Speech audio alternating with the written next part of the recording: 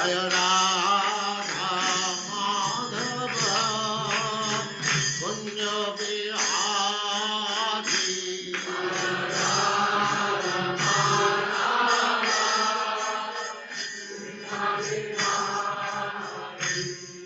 Jaya Radha Madhava Kunja Bihari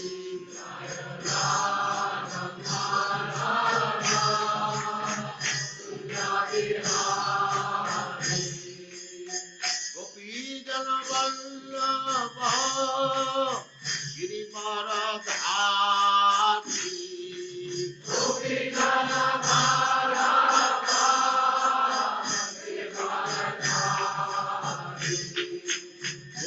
Jana Vallabha Girivaradhari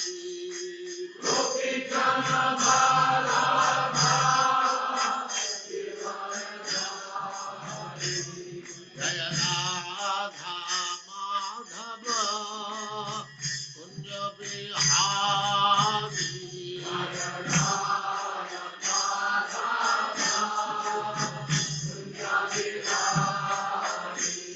Jaya Radha Madhava Kunja Bihari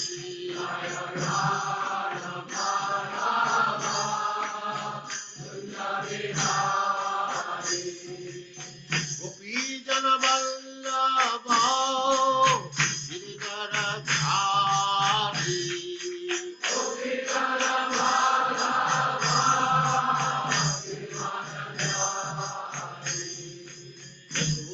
Yashodanandana Braja Jana Ranjana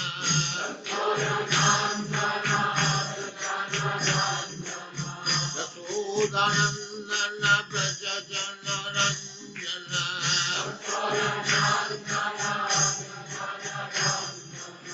Jamuna Tira Vanachari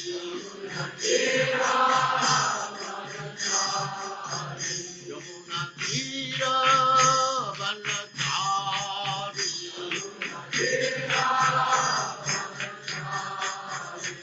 Jaya Radha Madhava Kunja Bihari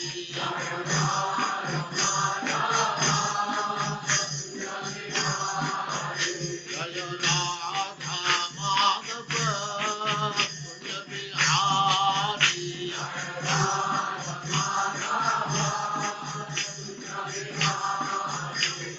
Gopi Jana Vallabha Girivaradhari Gopi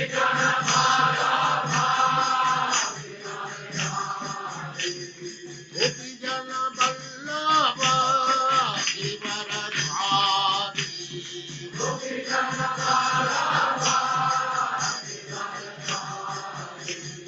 Yashodanandana Braja Jana Ranjana Yashodanandana Braja Jana Ranjana Jamuna Tira Vanachari Jaya Radha Madhava Kunja Bihari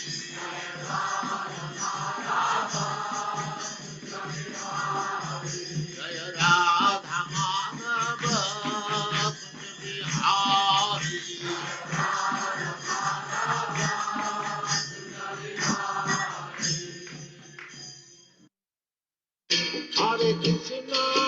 Hare Krishna Krishna Krishna Hare Hare Hare Rama Rama Rama Hare Hare Hare Krishna and welcome to all the devotees online. Thank you very much for your kind association as we continue associating with Srimad Bhagavatam, Krishna mercifully appearing to us in this form of a granta, form of a scripture book, so that we can read and associate with the Supreme Lord. Canto 2, Chapter 4, verses 19 to 25, process of creation. Om Jnanatimirandasya Gyananjana Shalakaya Chakshurunmilitam Yena Tasmai Shri Guruve Namaha. Shri Chaitanya Manobhistam Stapitam Yena Bhutale Swayam Rupa Kadamayam Dadati Swapadantikam. Vandeham Shri Guru Shri Tapadakamalam Shri Gurun Vaishnavam Shri Rupam Sagrajatam Sagana Raghunatham Vitam Tam Sanjivam Sadvaitam Savadutam Parijana Sahitam Krishna Chaitanya Devam Shri Radha Krishna Padan Sahagana Lalita Shri Vishakam Tamscha He Krishna Karuna Sindhu Dina Bandhu Jagatpate Gopesha Gopika Kanta Radha Kanta Namaste Tapta Kanta Gaurangi Vade Vrindavaneshwari Vishabhan Sute Devi Pranamami Hari Priya Vanchakalpatarubhyascha Kripa Sindhu Bevacha Patitanam Pavinebhyo Vaishnavebhyo Namo Namaha Namo Vishnupadaya Krishna Prestaya Bhutale Srimate Bhakti Vedanta Swami Namo Namaste Saraswati Deve Gauravani Pracharine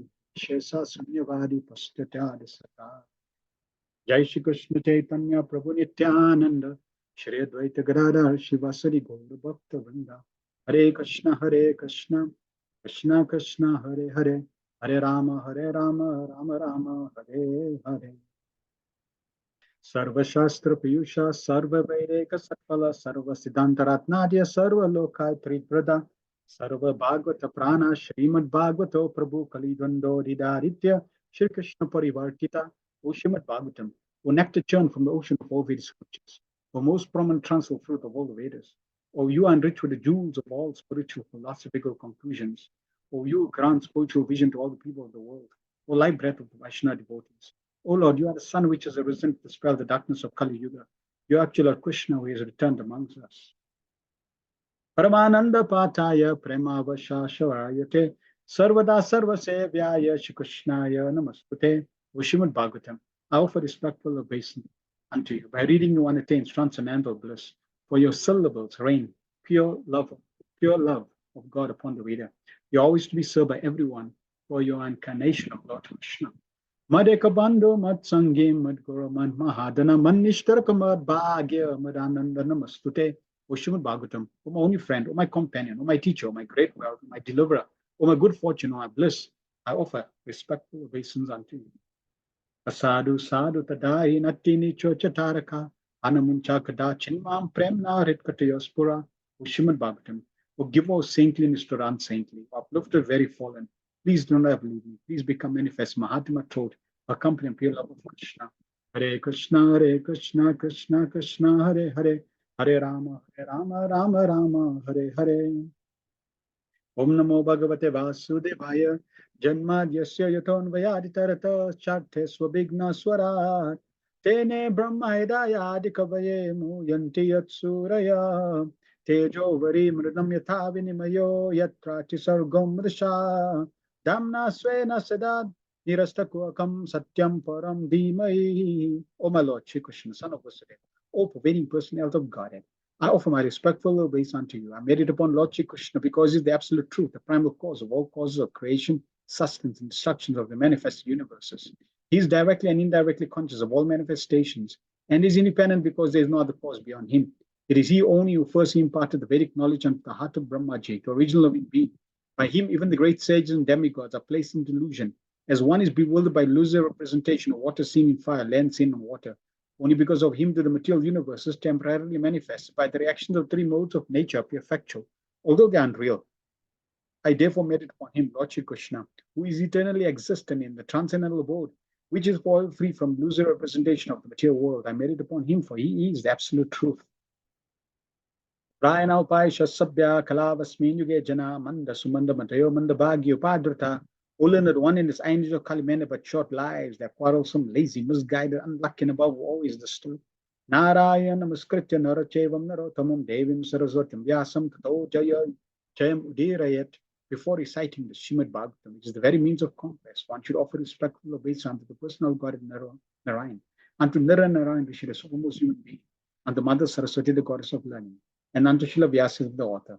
Savai pumsa paro dharmo yatho bhaktira dakshaja ahituka prati yata yatma suprasiddhati.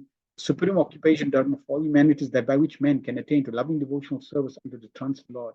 Such devotional service must be unmotivated, uninterrupted, to completely satisfy the self. Vasudeva Bhagavati Bhakti Yoga Prayojita Janayatu Savayavagyam Yanam Cha Yadhaitukam. By rendering devotional service under the personal Godhead Shri Krishna, one immediately acquires causeless knowledge and detachment from the world. Vadanti Dattatta Vidas Tattvam Yach Gnanam Advayam Brahmeti Paramatmiti Bhagavaniti Sabhyate. Learned transcendentalists who know the absolute truth calls non-dual substance Brahman, Paramatman, Bhagavan. Shrushushoshadhanasya Vasudeva Katharjisyan Mahatseve Avipra Punya Tirtha Nishevana. To one point, sages, by serving those devotees completely free from all vice, great service is done. By such service, one gains affinity for hearing the messages of Vasudeva. Shrinvatam Swakatha Krishna Punya Shravana Kirtana Yadranta Stoya Badrani Vidunoti Suritsatam. Shri Krishna, the personality of Godhead, who is Paramatma, super soul in everyone's heart. And the benefactor of the truthful devotee cleanses desire for material enjoyment from the heart of the devotee, who has developed the urge to hear his messages, which are in themselves virtues when properly heard and chanted. Nasta Prashu Badreshu Nityam Bhagavata Sevaya Bhagavatu Tamasloke Bhaktir Bhavati Neshtiki. By regular attendance in the classes in the Bhagavatam and by rendering of service to the pure devotees, all that is troublesome to the heart is almost completely destroyed. And loving service under the personality of Godhead, who is praised with transcendental songs, is established as an irrevocable fact. Etavan Sankhya Yoga Vyam Sadharmam Parinishtaya Janmalabha Para Pumsam Ante Narayana Smriti. The highest perfection of human life achieved either by complete knowledge of matter and spirit, by practice of mystic powers, or by perfect discharge of occupational duties to remember the personal Godhead at the end of life. Akama Sarakama Va Mokshakama Udaridi Tivrena Bhakti Yogena Yajate Purusham Param. A person who has broad intelligence, whether he be full of all material desires, without any material desires, or desire liberation, must by all means worship the supreme whole, the personality of God. Om Namo Bhagavate Vasudevaya. Om Namo Bhagavate Vasudevaya. Om Namo Bhagavate Vasudevaya. We are continuing Srimad Bhagavatam based on the teachings of His Divine Grace, A.C. Bhaktivedanta Swami Srila Prabhupada, the founder Acharya of the International Society of Krishna Consciousness. Hare Krishna, welcome back. Let's cover any feedback anyone has from last week's session, anything that caught your attention, that you remember, that you'd like to share. Please type that in the chat on the Archana City.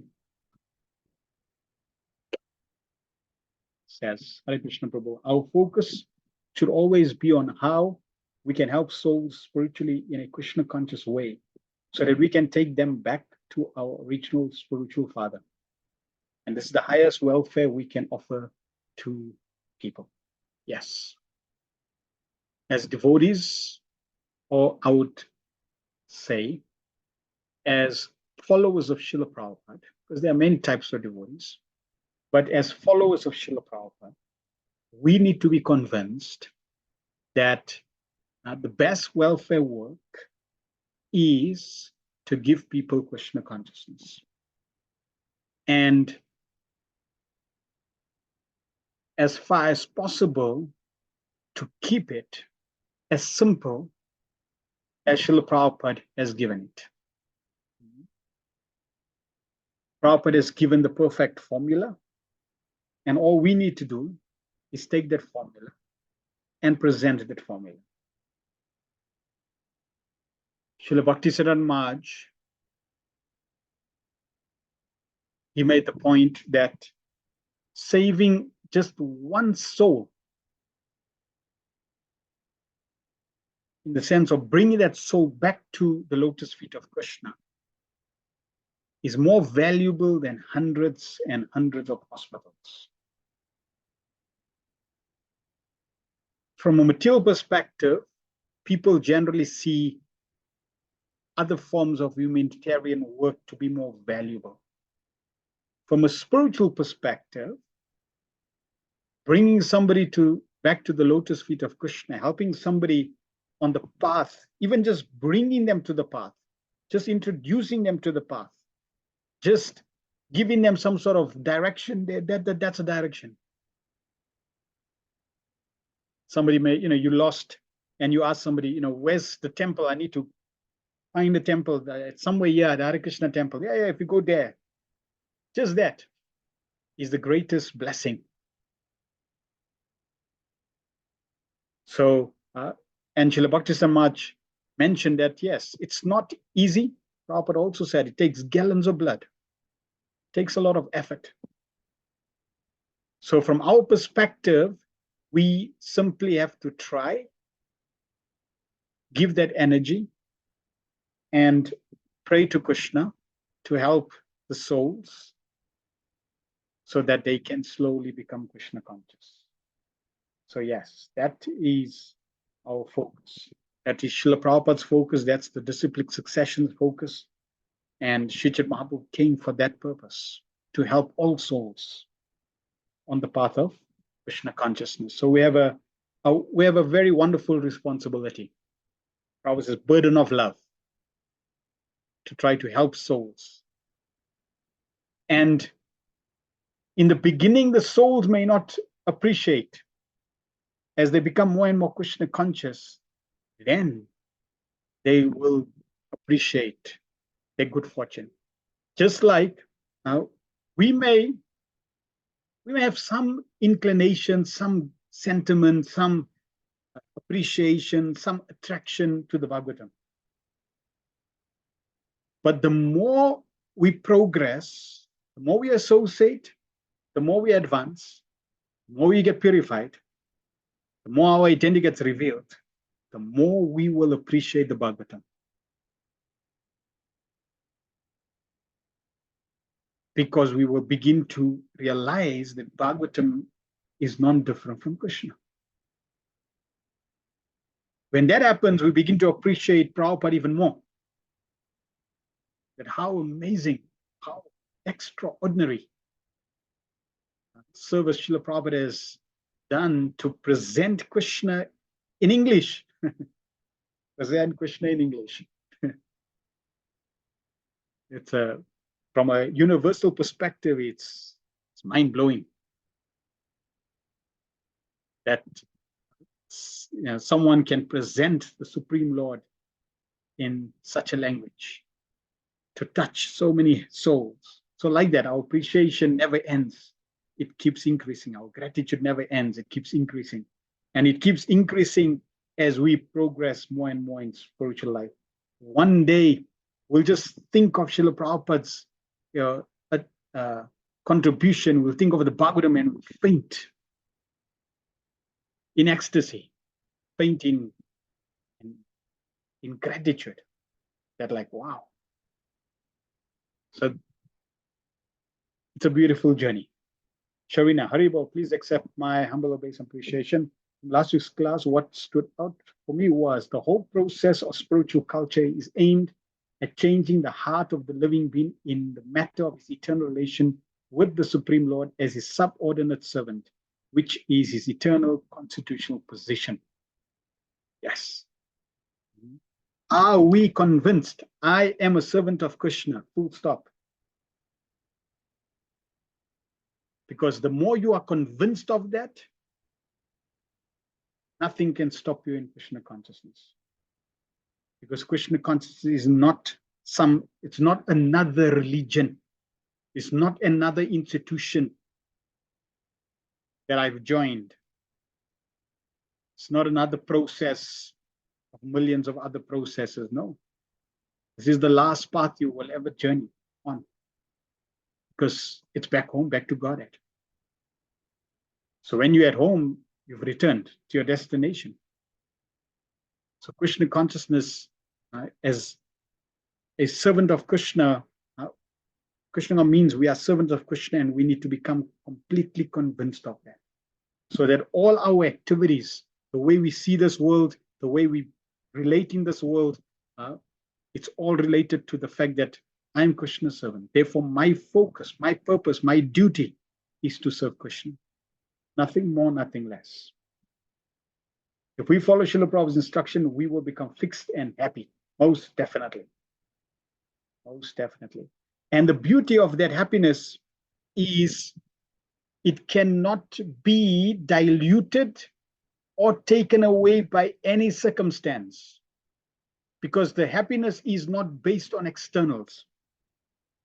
Sometimes I tell the temple presidents, Sunday feast, don't give a feast, and see how many come. Those who come are coming for the right reason, for hearing, for associating. The prasad should not be the reason we are practicing Krishna consciousness. Yes, it can be an impetus, a very important impetus. It can be a very important activity to bring us initially in Krishna consciousness. But it should not be that which sustains us. What should sustain us is hearing and chanting, the association of devotees. That should be our food, because that food will truly nourish the self. And one will feel that happiness internally. If we stop the prasadam, then they start prasadam, I'm not going to the temple anymore. So that happiness, if it's based on externals, it's based on the circumstances around, that is not spiritual. When we go deep in hearing and chanting, reviving our relation with Krishna, then that happiness comes from the inside, and that sustains. Then it doesn't matter. Just like Srila Prabhupada went to the West, there was no prasadam initially, but that did not disappoint Srila Prabhupada. It was always blissful. Why? Because of his Krishna consciousness internal. Lord Chaitanya used to bless Krishna Matirastu, may you become Krishna conscious. Yes. Hare Krishna, Shamananda Prabhu says, Hare Krishna Prabhu. There are tons of so-called information and knowledge out there, but none give complete understanding and awareness of the absolute truth, Shri Krishna, and how everything is related to him. Yes. By Srila Prabhupada's mercy, we have come into contact with this information after many millions of births and deaths, and lifetime searching and searching for Krishna, but not knowing what we were searching for. Now it is up to us to use this information and apply accordingly and resume our position of servant to Krishna and devotees. Everything is there in Srila Prabhupada's books for us to embrace and for generations to come to take shelter as well. Yeah, definitely. It's our good fortune to be exposed to this wonderful knowledge. And everyone out there is searching for this knowledge. Unfortunately, due to false ego, due to the hankar, it will not allow in many cases, it will not allow them to embrace this knowledge. Because yes, it is a paradigm shift, especially if one is rooted, in terms of the bodily identity. I'm Christian, I'm a Hindu, I'm this, I'm that. But if, as soldiers, as postmen, our duty is to slowly, gradually try to build up the spiritual credits of the souls in different ways. So as you build the spiritual credits, then slowly they will begin to accept, and in this way be able to digest. So as many souls as we can help, that's glorious, to give them Krishna consciousness. Once they're on their feet, once they get, it just requires, like a child.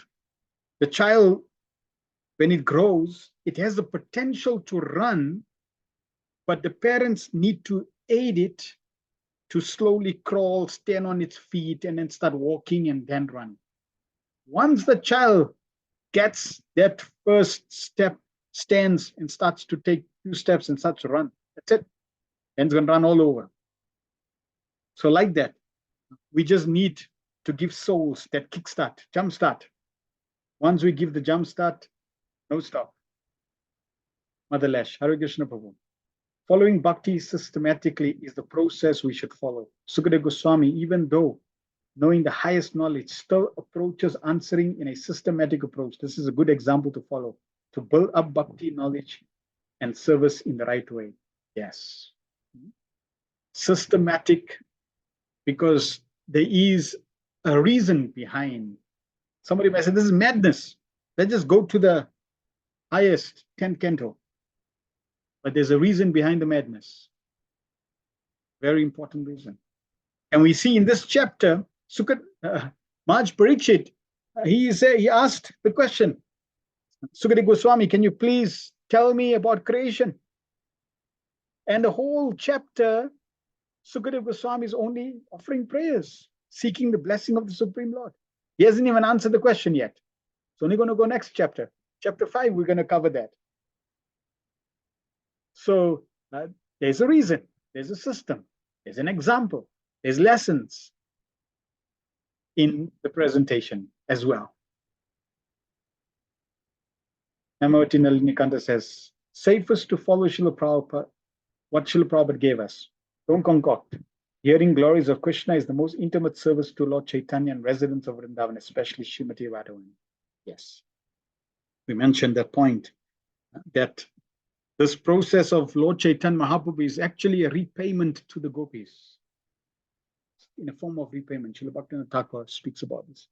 It's like repayment. So it's a very intimate service. Just like Rath Yatra. Rath Yatra has different layers, different levels. For other, for some people, it's just an exciting festival, just to be with people. For others, it's a good engagement. Then you're pulling the chariot, it's wonderful. Chanting Hare Krishna with the devotees, wonderful. But then it goes deeper and deeper. It's taking Krishna, who is thinking about Krishna, thinking about the residents of Vrindavan, the gopis, feeling separation as Lord Jagannath. And Lord Chaitanya, as Srimati Radharani, feeling separation from Krishna, wants to pull Krishna from Kurukshetra to Vrindavan. So in this way, one can experience the festival on different levels as a very intimate service to the Supreme Lord, Srimati Radharani, Supreme Lord Krishna, or just a wonderful festival, an alternative to the mundane mundane festivals that are there. Thank you very much for everyone's feedback. Let us proceed. So Proverbs, our statement. Devotees of the Lord, while delivering speeches and describing the transcendental attributes of the Lord, do not think that they can do anything independently.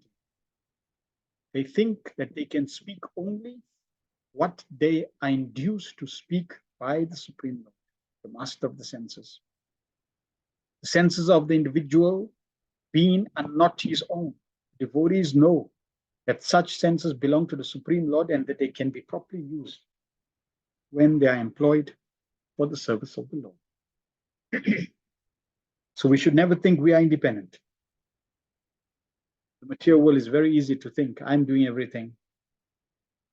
By my power, by my blood and sweat, I'm working, I'm making things happen. So this is not the proper attitude. Everything we have, everything we are able to do is due to Krishna's energies, it's due to Krishna's resources, Krishna's potencies, Krishna's mercy. Krishna is supplying everything for us to achieve what we achieve. So when a devotee realizes that, he knows he's totally dependent on the mercy of Krishna. We're never independent. We're never independent. Just like the sky and the wind. The wind is totally independent to move anywhere it desires. And the wind may be thinking that I can move anywhere and I'm completely independent. But no, the wind is not totally independent. The wind is totally dependent on the sky because it's bound by the sky. So if the sky ceases to exist, the wind ceases to exist. So in this way also, Krishna has given us so much leeway, so much liberty, so much freedom. And he's placed himself far distant away. Because of our envy, Krishna doesn't come in front of us. But at the same time, we can't do anything without him. Bhagavad Gita, Krishna gives the example of pearls strung on the thread. We can see the pearls, but we can't see the thread. That thread is Krishna. But a pure devotee like Sukadeva Goswami, he understands, he realizes that yes, it is only by the mercy of Krishna. And therefore we find in this whole chapter, he's offering prayers, seeking the blessing of Krishna. And offering prayers, seeking blessings, understanding we are dependent on Krishna. We cannot demand from Krishna. Prabhupada taught us the proper way of praying. We don't tell Krishna, Krishna, please give me this, please do this, please, I want this. No. Who are we to command, demand the Supreme Lord? No. Prabhupada said, my dear Lord, if you so desire, please, and then you complete your prayer. If you so desire. It's up to Krishna. Oh my Lord, if you so desire, please give me a better job so that I can be more financially situated so I can serve you nicely. Oh my Lord, if you so desire, please make my family devotees. Oh my Lord, if you so desire, please heal my illnesses. If you so desire, please heal so and so. That's the proper way to pray.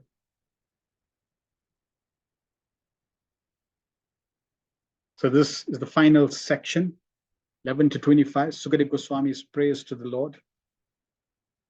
May the Lord be pleased with me. So he's offering prayers, and this is the whole process of bhakti, trying to act, following the instructions of the spiritual master, the acharyas, and the Lord, to ultimately please Krishna. This is bhakti. 19. Saesha atmat mavatam adishvaras trayi mayo dharma mayastapo maya gatavya likhair aja sankaradibir vitarkya lingo bhagavan prasidatam. He is the supreme, he is the super soul and the supreme Lord of all self-realized souls. He is the personification of the Vedas, religious scriptures, and austerities. He is worshipped by Lord Brahma and Shiva, and all those who are transcendental to all pretensions. Being so revered with awe and veneration, may that Supreme Absolute be pleased with me. Bhagavan prasidata. Come. The Supreme Lord, the personality of Godhead, although the Lord of all followers of different paths of self-realization, is noble only by those who are above all pretensions. Everyone is searching for the eternal peace or eternal life. And with an aim to this destination, everyone is either studying the Vedic scriptures or other religious scriptures, or undergoing severe austerities as empiric philosophers, as mystic yogis, or as unloyed devotees, etc. But the Supreme Lord is perfectly realized only by the devotees because they are above all pretensions. So in this verse, very important point that Sukadeva Goswami is making, and that Prabhupada is expanding on, is this quality of pretending, pretensions. We should not pretend to be devotees. We should not pretend to be something we're not. That means diplomacy. A devotee is straightforward. A devotee is open book. A devotee doesn't have a public life and a private life. We do one thing at the temple and we do something at home. No, devotee is not pretentious. If one is pretentious like that, that means, when we in front of devotees, we are Krishna conscious. And then when we're not in front of devotees, then we are not Krishna conscious. Then we are Maya conscious. That will not allow us to progress in spiritual life. Because you can cheat the devotees, but you can't cheat Krishna. And for Krishna, he does not like those who pretend. Our progress, even though in the association of devotees, we may pretend and benefit from their association, but because we are pretending and Krishna knows, the ultimate result, the ultimate benefit of that association does not fructify. So we have to be honest. Those who are on the path of self-realization are generally classified as karmis, jnanis, yogis, or devotees of the Lord. The karmis, who are much attracted by fruitive activities of Vedic rituals, are called bhukti karmis, or those who desire material enjoyment. The jnanis try to become one with the Supreme by mental speculation, are called mukti karmis, and those who desire liberation from material existence. Mystic yogis who practice different types of austerities for attainment of 8 kinds of material perfection, and who ultimately meet the Supersoul, Paramatma, in trance, are called siddhikarmis, or those who desire the perfection of becoming finer than the finest, becoming heavier than the heaviest, getting everything desired, having control over everyone, creating everything liked, etc.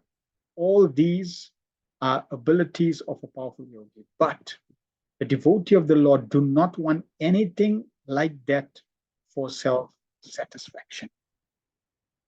They want only to serve the Lord because the Lord is great, and as living entities, they are eternally subordinate parts and parcels of the Lord. So this is the foundation of no pretentious intention or ability or facade, external presentation. I'm trying to be spiritual, but I have other underlining material desires. And Prabhupada described those different karmis, jnanis, yogis. They on a spiritual journey, but ultimately they have some material desire. No pretension means, not pretending means that I accept Krishna as great, I accept I'm subordinate, and I need to serve Krishna. Now, yes, we may have many shortcomings, and that's okay. That's not an obstacle. Nobody comes to spiritual life. Well, no nitya bada, conditioned soul, comes to spiritual life totally pure. We all come with baggage, and each of us have different baggages, different sizes, different weights, different types. Everybody comes with baggage. So having a baggage is not a problem. But having a baggage and pretending to not have a baggage, that is a problem. or having a baggage and pretending to have a smaller baggage than you have, that is a problem. So to be honest that yes, I have baggage, this is me, what to do? It's me, can't change that. And then honestly practicing Krishna consciousness, that pleases the Supreme Lord. More than trying to put facade, trying to put a show, trying to pretend, or trying to be a devotee externally, like I'm very advanced devotee, but internally I'm harboring so many material desires. Srila Bhaktivinoda Thakur and even Srila Prabhupada talks about this in Chaitanya Charitamrita also. This is like also the Kali Chela. Kali Chela means somebody that is disguised, comes into the movement disguised as a devotee. Looks like a devotee. And he's still like his pakka, his dress is pakka. Looks like a very wonderful devotee. So externally devotional. Internally, it's a big pretentious journey, adventure, or agenda rather. Big pretentious agenda. Is an agent of Kali. So like that, we don't want to pretend. We want to, if we have doubts, we clarify those doubts. We try to convince ourselves that yes, Krishna is the greatest. I am very tiny, very insignificant. I'm sub-honored, I'm a part and parcel. I simply need to serve the Supreme Lord. That will be best. That will be good for me. It'll be good for everyone around me. This perfect realization of the self by the devotee helps him to become desireless and to desire nothing for his personal self. And thus, the devotees are called nishkama, without any desire. A living entity by his constitutional position cannot be void of all desires. Bhuktikamis, muktikamis, and siddhikamis are all desiring something for personal satisfaction. But the nishkam devotees of the Lord desire everything for the satisfaction of the Lord. That is the biggest difference. And we're trying to go on that path. So we're trying to mold our desire from me to Krishna. Material world means me, me, me, me, me. Spiritual means Krishna, Krishna, Krishna, Krishna. And that transition can take some time. For example, let's say you join the Sunday feast team. So we have two devotees that join the Sunday feast team. One is from a Gujarati background and one is from a South Indian background. They both joined the Sunday feast team. And they are asked to make puris. So now, because of our natural conditioning and inclination, me, me, me, me, me, for me, when the devotee is coming from a Gujarati background comes into the team, they want to make the puris the Gujarati way. They'll make a tiny puri. And the devotee from a South Indian background, they're going to make, I'm not sure, generous, big one, long one, or paratha or something, South Indian, South Indian puri. So then they'll make a South Indian puri. Now, if they in the same team, and let's say they meant to help each other make the puri, we're going to have a challenge. Because I want to make it my way. No, I want to make it my way. No, I was brought up like, and now you're going to have a challenge. So in that situation, what would be the best solution? Please type in the chat. Gujarati puri, South Indian puri.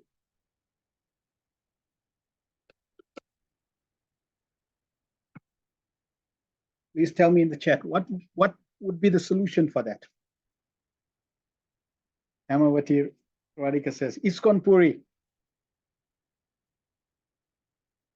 Like Jagannath puri.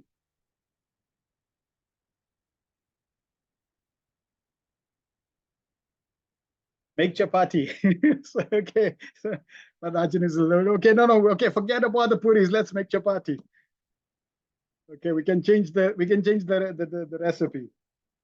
Like Prabhupada said, offer to Krishna. Then doesn't matter what puri.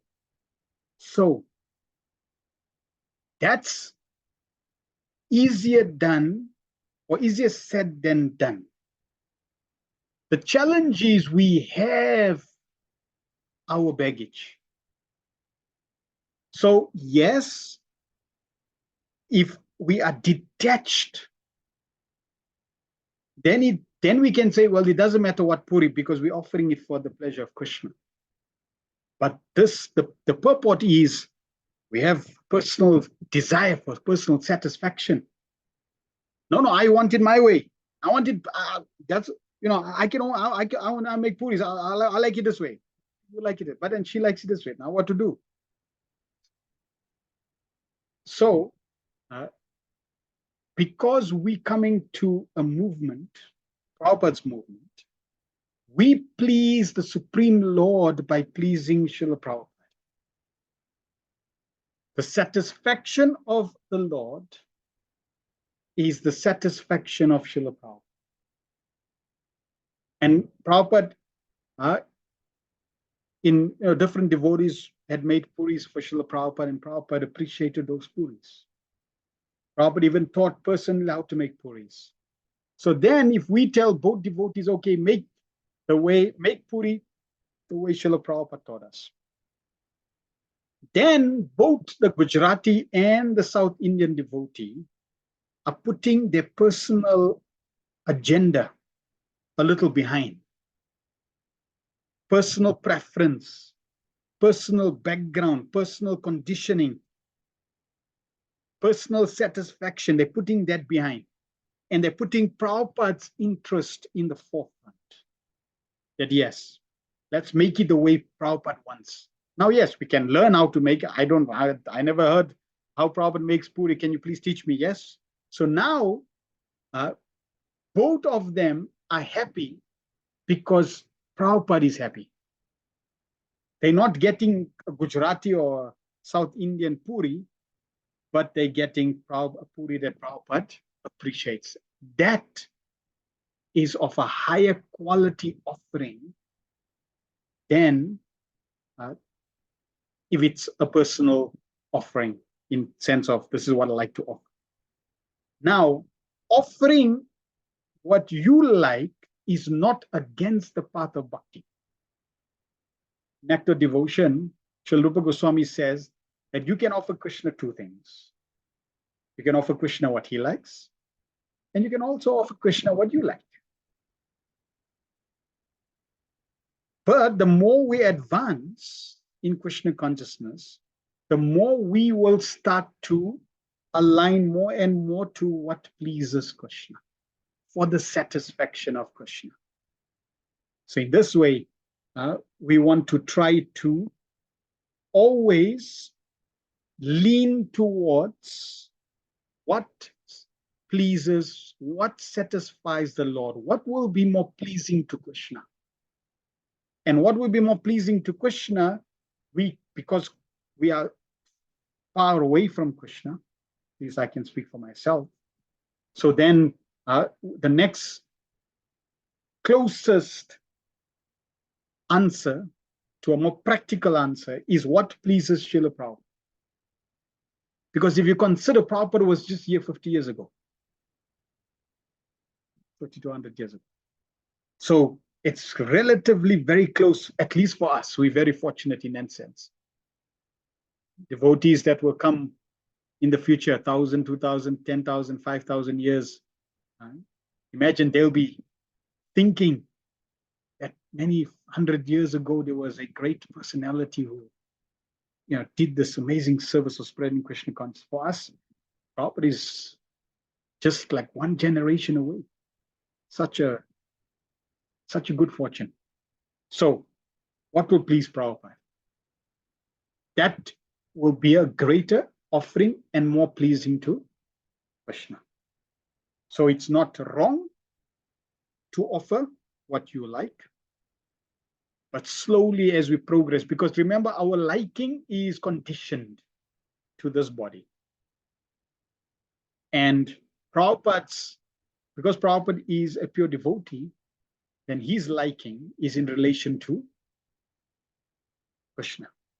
So therefore, pleasing the pure devotee, and certain things, yes, like Prabhupada taught a sweet that Mother Yashoda makes, etc. So certain recipes, certain offerings that Prabhupada gave is coming from the spiritual world. Others is what Prabhupada likes. And because Prabhupada is very dear to Krishna, then that becomes a wonderful combination to please Prabhupada and please Krishna. The point is, do not pretend and always seek the satisfaction of Supreme Lord. We may not know completely what will please Krishna, but at least we can please the pure devotee, please the devotees, and in this way, Krishna becomes pleased. As we become more and more advanced, as our identity becomes revealed, then Krishna can now request. Because now there's a personal relationship. So now Krishna can say, please give me this, please, I want this. Then you can directly now offer that. They are completely dependent on the orders of the Lord, and they're always ready to discharge their duty for the satisfaction of the Lord. In the beginning, Arjuna placed himself as one of those who desire self-satisfaction. Now Prabhupada is giving a practical example from Bhagavad Gita. For he desired not to fight in the battle of Kurukshetra. So that's what he wanted. But to make him desireless, the Lord preached the Bhagavad Gita, in which the ways of Karma Yoga, Jnana Yoga, Hatha Yoga, and also Bhakti Yoga were explained. Because Arjuna was without any pretension, he changed his decision and satisfied the Lord by agreeing to fight.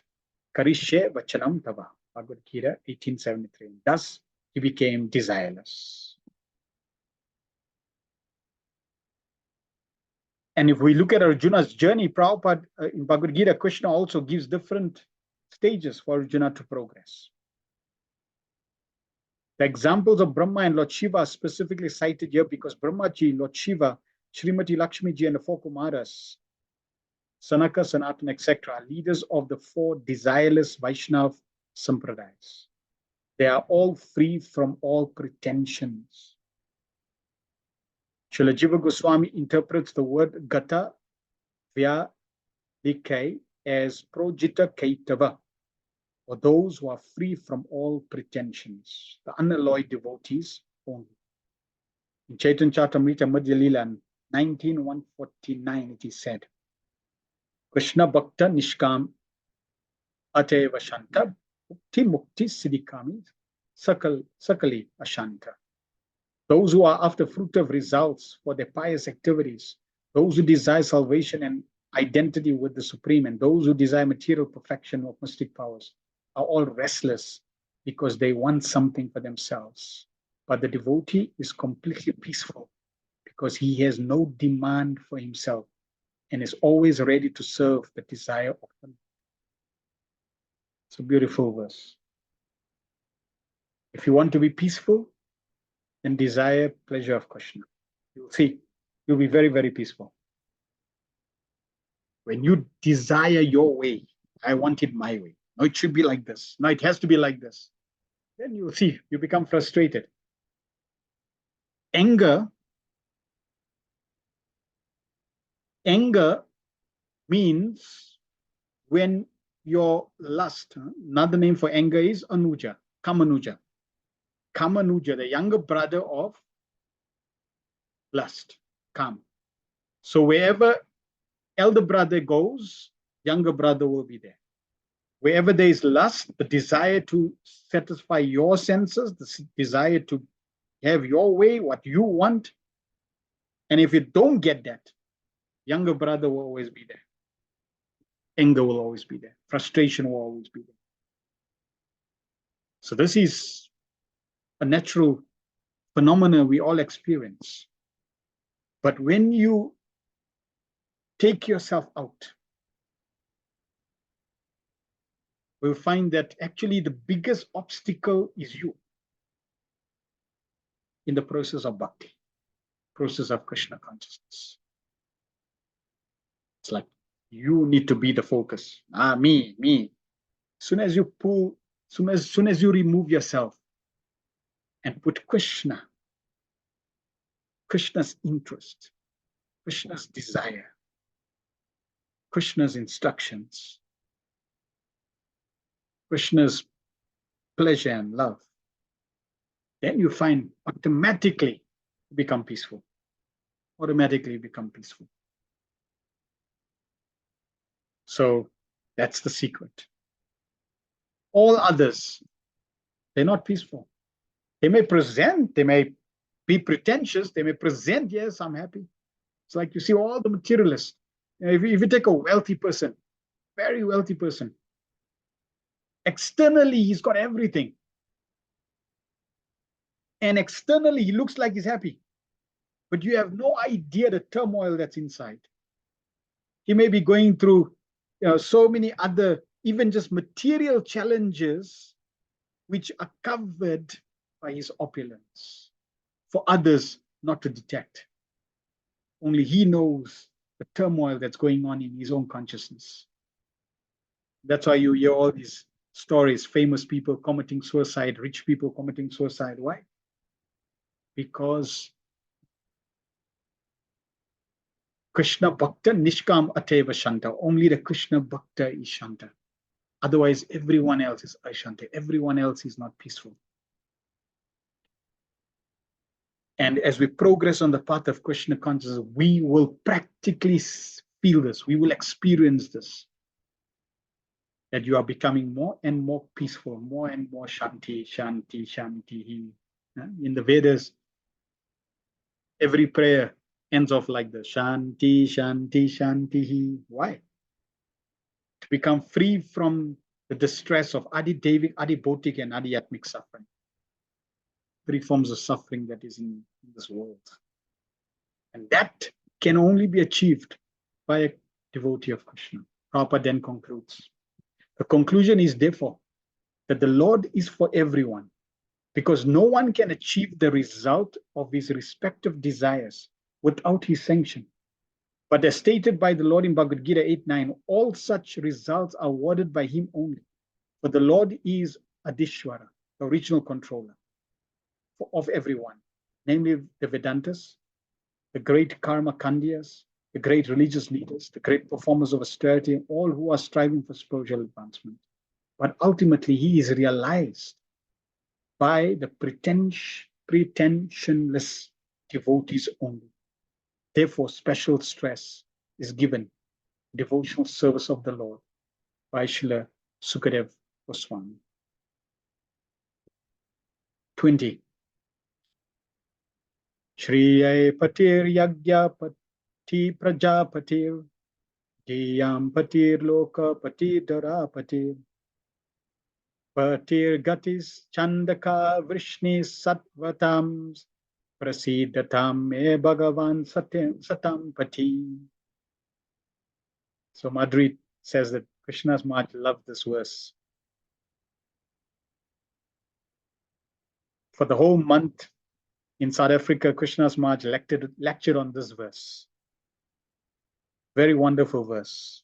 May Lord Shri Krishna, who is the worshipable Lord of all devotees, the protector and glory of the kings like Andaka and Vrishni of the Yadu dynasty, the husband of all goddesses of fortune, the director of all sacrifices, and therefore the leader of all living entities, the control of all intelligence, the proprietor of all planets, spiritual and material, and the supreme incarnation on the earth, supreme all in all, be merciful upon me.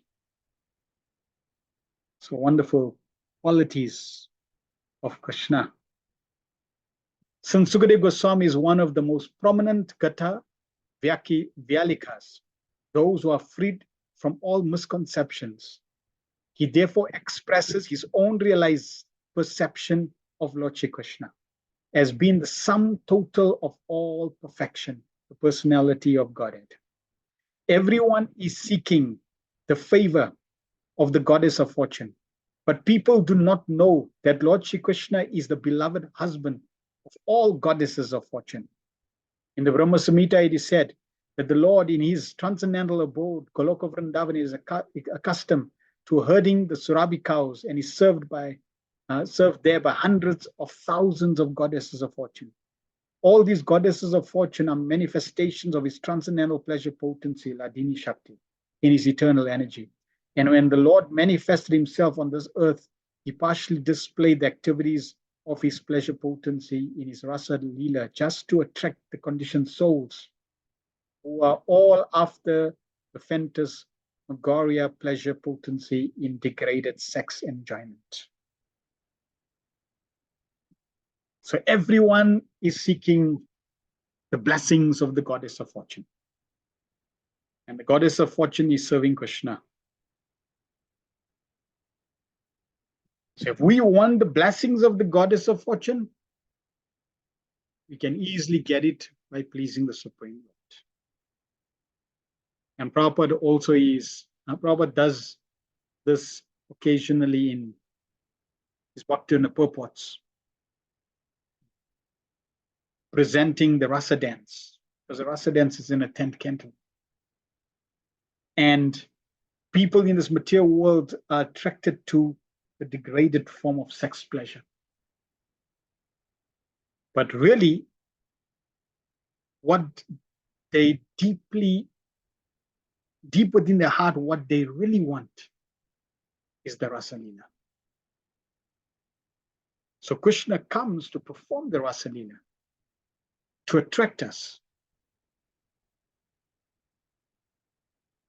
At the same time, to enter into the Rasa dance, Rasa Leela, we need to qualify ourselves. And one of the first qualifications is to systematically study, systematically read Srimad Bhagavatam, systematically study Srimad Bhagavatam, and systematically realized Srimad Bhagavatam, canto by canto, up to the 10th canto. Then one can enter. Yes, if one endeavors like that, one will most certainly also get Prabhupada's mercy, and Prabhupada's mercy will then also deliver us into the Rasa Leela, Rasa dance. Prabhupada says the perfection of Krishna consciousness is to take part in the dancing party of Krishna. So this, in the material world, unfortunately, people have deviated from this highest taste, and they have become attracted to the degraded form of sex enjoyment. The pure devotees of the Lord, like Sukadeva Goswami, who was completely detached from the abominable sex life of the material world, discuss this act of the Lord's pleasure potency, certain not in relation to sex, but in relation to transcendental taste, inconceivable to the mundaners who are after sex life. Sex life in the mundane world is the root cause of being conditioned by the shackles of illusion. And certainly Sukadeva Goswami was never interested in sex life of the mundane world. Nor does the manifestation of the Lord's pleasure potency have any connection with such degraded things. Lord Chaitanya was a strict sannyasi, so much so that he did not allow any woman to come near him, not even to bow down and offer respects. He never even heard the prayers of the Devadasis offered in the temple of Jagannath, because the sannyasi is forbidden to hear songs sung by the fair sex. Yet, even in the rigid position of a sannyasi, he recommended the mode of worship preferred by the gopis of Vrindavan as the topmost loving service possible to be rendered to the Lord. Yeah, so there's a vast total distinction between sex in the material world and the rasa dance, and service offered by the devotees.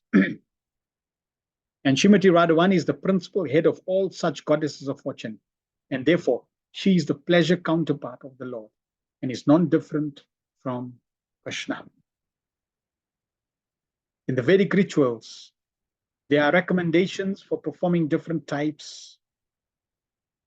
So Prabhupada is, in the verse, different glorification is given. The master of all goddesses of fortune. So Krishna is the Lord of all the goddesses of fortune. The principal goddess of fortune is Srimati Radhavani. In the Vedic rituals, there are recommendations for performing different types of sacrifices in order to achieve the greatest benefit in life. The benedictions that result from performing great sacrifices are, after all, favors given by the goddess of fortune, and the Lord, being the husband or the love of the goddess of fortune, is factually the Lord of all sacrifices also. He is the final enjoyer of all kinds of yajna. Therefore, Yagyapati is another name of Lord Vishnu. It is recommended in Bhagavad Gita that everything be done for the Yagyapati, Yagnatart Karamana, because otherwise one's acts will be the cause of conditioning by the laws of material nature. If you do everything as an offering to Krishna, then the result is auspicious. If you do everything like you are the enjoyer, then that is binding. Those who are not freed from all misconceptions really come, perform sacrifices to please the minor demigods. But the devotees of the Lord know very well that Lord Shri Krishna is the supreme enjoyer of all performances of sacrifice. Therefore, they perform Sankirtan Yajna, Shravanam Kirtanam Vishnu, Bhagavatam 7.5.23, which is especially recommended in this age of Kali. In Kali Yuga, performance of all other types of sacrifice is not feasible due to insufficient arrangements and inexpert priesthood.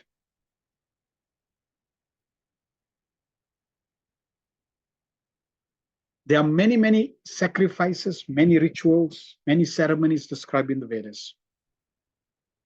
In Kali Yuga, these are the two predominant disqualifications: insufficient arrangement and inexpert priesthood.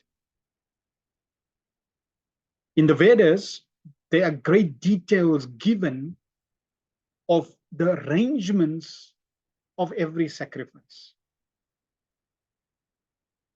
For example, I was reading in terms of final rites. When somebody leaves this world, then there's certain final rites that need to be performed. And in the Puranas, it was described that when you're performing the ceremony of the final rites, even the kailashas that we get, it's not like we have to, it's in the Vedas, it's not that you go to a shop and you buy a kailash and then you use that for the ceremony. No, there's a certain way to make that kailash for the ceremony. So arrangement. Now we don't have insufficient arrangements. It's easy for us just to go to the shop and buy. As soon as you do that, there's a disqualification. Well, that's that performance, that sacrifice. And like that, there's so many. So that's the one challenge. And in relation to this example that I'm sharing, I read that when you put, let's say one of my family members die and I'm doing the final rites, the ceremony, whether it's a funeral rite, etc., and I apply Gopi Chandan, tilak. Then the glory of the Gopi Chandan is that whatever insufficiency has been there in the arrangements gets nullified by putting Gopi Chandan. So that's why generally I recommend whenever in a devotee family, somebody's family dies and the eldest son has to do the final rites, I always tell them, Please make sure you apply Chandana when you're doing the ceremony. But the point is, in Kali Yuga, yes, insufficient arrangements. And then inexpert priesthoods. Every sacrifice, every ceremony has to have 4 priests. Our ceremonies have 1. It's already a disqualification. Therefore, in Kali Yuga, it is only Sankirtan Yajna. That is the performance of sacrifice. And when we perform Sankirtan Yajna, we should never think that this is a lower form of ceremonies. You know, scripture is recommending we should do these things, and now just chanting Hare Krishna is so simple, just getting few people and chanting. Getting 2-3 devotees clapping kirtan, cartels, chanting. No, man. But that is the process. That is the yajna for this age. The most degraded people in this age have the most simplest process to give us not only what the ceremonies could perform and give, but even beyond. Therefore, we should have firm faith in Sankirtan Yajna. Now, yes, Prabhupada did introduce like fire sacrifice, initiation, installation of the deity, wedding. So we should leave it to that. And the rest of the time, Sankirtan Yajna. We have information from Bhagavad Gita 3:10-11 that Lord Brahma, after giving rebirth to the conditioned souls within the universe, instructed them to perform sacrifices and to lead a prosperous life. With such sacrificial performances, the conditioned souls will never be in difficulty in keeping body and soul together. Ultimately, they can purify their existence. They will find natural promotion into spiritual existence, the real identity of living being. Under no circumstances should a conditioned soul ever give up the practice of sacrifice, charity, and austerity. The aim of such sacrifices is to please the Yajnapati, the personality of God. And therefore, the Lord is called Prajapati. According to Katha Upanishad, one Lord is the leader and the maintainer of innumerable living entities. Eko Bahunam Yo Vidati Kaman. The Lord is therefore called the supreme vertebrate or maintainer of all living beings. Living beings are proportionally endowed with intelligence in terms of their previous activities.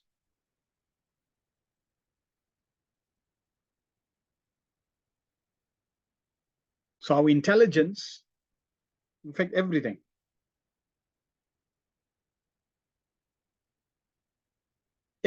we get, everything we have right now is only due to your actions.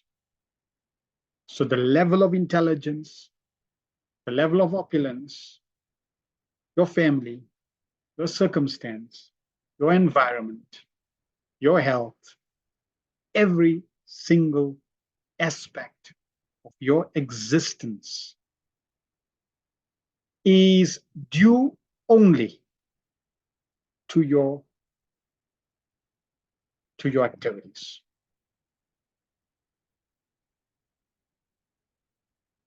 During Rath Yatra, one of my topics is reframing reality. So this is one of the points that I'll be sharing. So if you want to now change the reality, guess what? Change your activity. And if I change my activity now, yes, I will not change the reality now, but I definitely will change the reality going forward. So if I want a better future, just act in a better way now, and your future is guaranteed. All living beings are not equally endowed with the same quality of intelligence, because behind such development of intelligence is the control of the Lord, as declared in Bhagavad Gita 15:15. As Paramatma, the Super Soul, the Lord is living in everyone's heart, and from him only does one's power of remembrance, knowledge, and forgetfulness follow. Mata smriti gnanopahanam cha. One person may sharply remember past activities by the grace of the Lord, while others cannot. One person is highly intelligent by the grace of the Lord, and the other is a fool by the same control. Therefore, the Lord is Diyampati, or the Lord of intelligence. Now, when here we are talking about the Lord of sacrifices, the Lord of intelligence, the Lord of maintenance, that does not mean Krishna is dictating your situation. It means that Krishna is the Lord. He's applied and put in laws that govern what you get according to your actions. And therefore, ultimately, the Lord is giving you what you deserve. And if you want to now change that in terms of a better life, all we need to do is improve our actions, and the same laws will apply. But a devotee of the Lord, he doesn't want to improve his material situation. Therefore, in Bhagavad Gita, Lord Krishna tells Arjuna to rise above both good and bad actions. So Krishna consciousness is not about becoming good. It's definitely not about becoming bad, but it's also not about becoming good. Krishna consciousness is all about becoming transcendental, becoming spiritual, becoming a servant of Krishna, becoming liberated, becoming free from good and bad, going back to the spiritual world. The conditioned souls strive to become lords of material nature, material world. Everyone is trying to lord it over the material nature by applying his highest degree of intelligence. This misuse of intelligence by conditioned soul is called madness. Now, we want to become good, and therefore we act in a better way, but the materialists, they not only want to become good, but they want to control the laws of material nature. And then they want laws of material nature to follow their desires, their intelligence. So they want to become the Lord and Masters. And Prabhupada says this misuse of intelligence by the conditioned soul is called madness. One's full intelligence should be applied to get free from material clutches. But the conditioned soul, due to madness, only engages his full energy and intelligence in sense gratification. And to achieve this end of life, he willfully commits all sorts of mistakes. The result is that instead of attaining an unconditional life of full freedom, the mad conditioned soul is entangled again and again in different types of bondages in material bodies. Everything we see in the material manifestation is but the creation of the Lord. Therefore, he is the real proprietor of everything in the universe. He's the real proprietor of everything in the universes. The conditioned soul can enjoy a fragment of this material creation under the control of the Lord, but not self-sufficiently. That is the instruction in the Ishopanishad. One should be satisfied with things awarded by the Lord of the universe. It is out of madness only that one tries to encroach upon others' share of material possessions. So one should be satisfied with things awarded by the Lord of the universe. There are certain aspects that we should be satisfied with in this world, and there are certain aspects we should not be satisfied. So one example that Prabhupada is giving here is we should be satisfied whatever we have in this world, whatever wealth we have, whatever arrangement, we should be satisfied. One thing we should not be satisfied with is knowledge, learning. We should always be learning. We should always be desiring to increase our learning. Another thing that we should not be satisfied with is giving in charity or giving in engage in devotional service. We should never be satisfied. So certain things we satisfied and certain things, no, I'm not satisfied. And keep serving, keep serving, keep serving, keep learning, keep learning, keep learning. But whatever my situation is, be satisfied. So this is my karma. This is what the Lord has awarded. Let me accept. You'll see once you do that, you'll be peaceful. And if the Lord so desire, He can bring more. He can give more. We may have desires to serve in greater capacity. And if the Lord so desire, yes. If not, we continue rendering our service.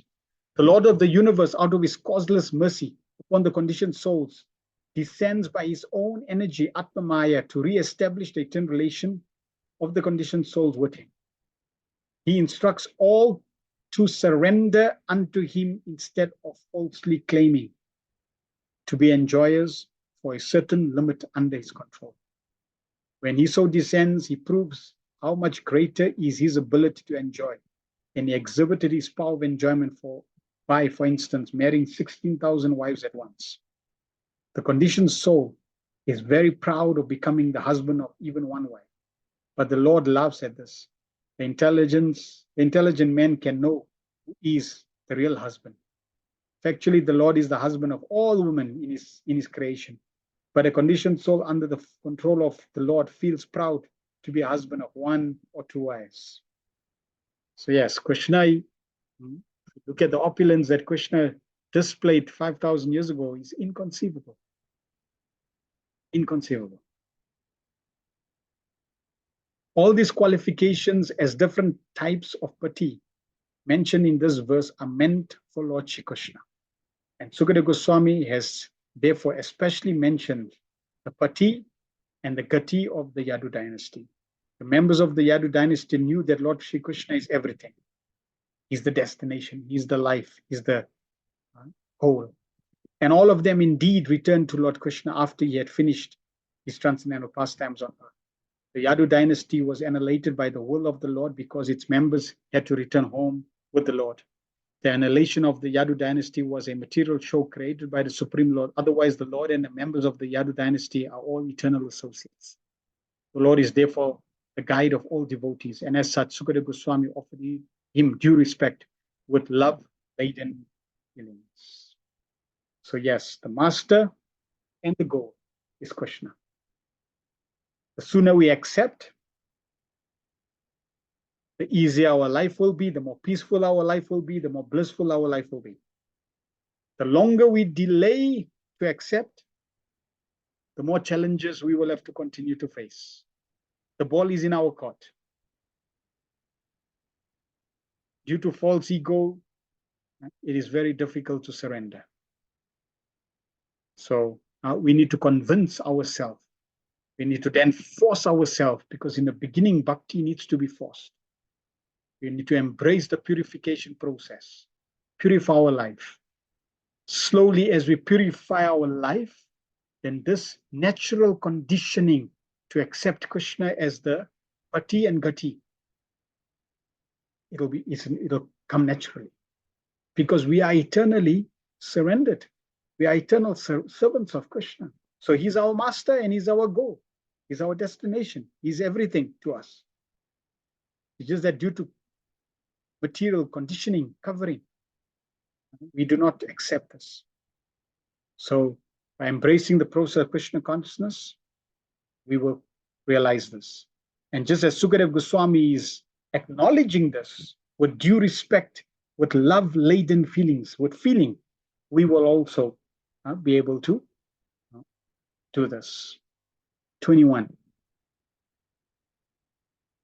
Yad angre abhi dhyaya samadhi dotaya dhyanu pashyanti hi tattvam atmana vadanti chaitat kavayo yatharu rucham same mukundo bhagavan prasitatam.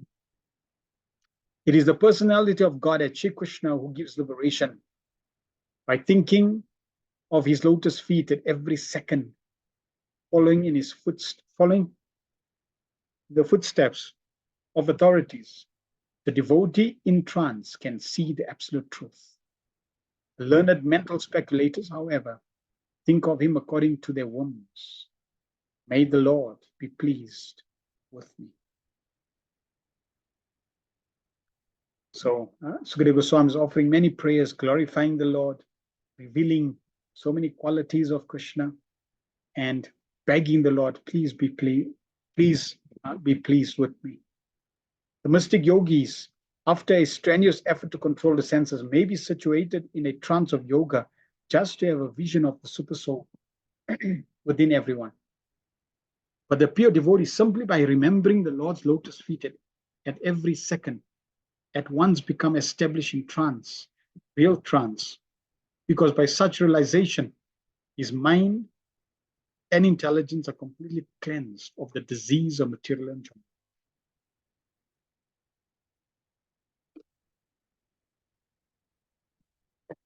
Pure devotees think himself fallen into the ocean of birth and death, and incessantly prays to the Lord to lift him up. He only aspires to become a speck of transcendental dust at the lotus feet of the Lord. Pure devotee, by the grace of the Lord, absolutely loses all attraction for material enjoyment. And to keep free from contamination, he always thinks of the lotus feet of the Lord. One time, Srila Prabhupada was giving a class. And in the talk, Srila Prabhupada pointed to the disciples and he said, you can fall. I will never fall. You can fall prey to Maya. I will never fall prey to Maya.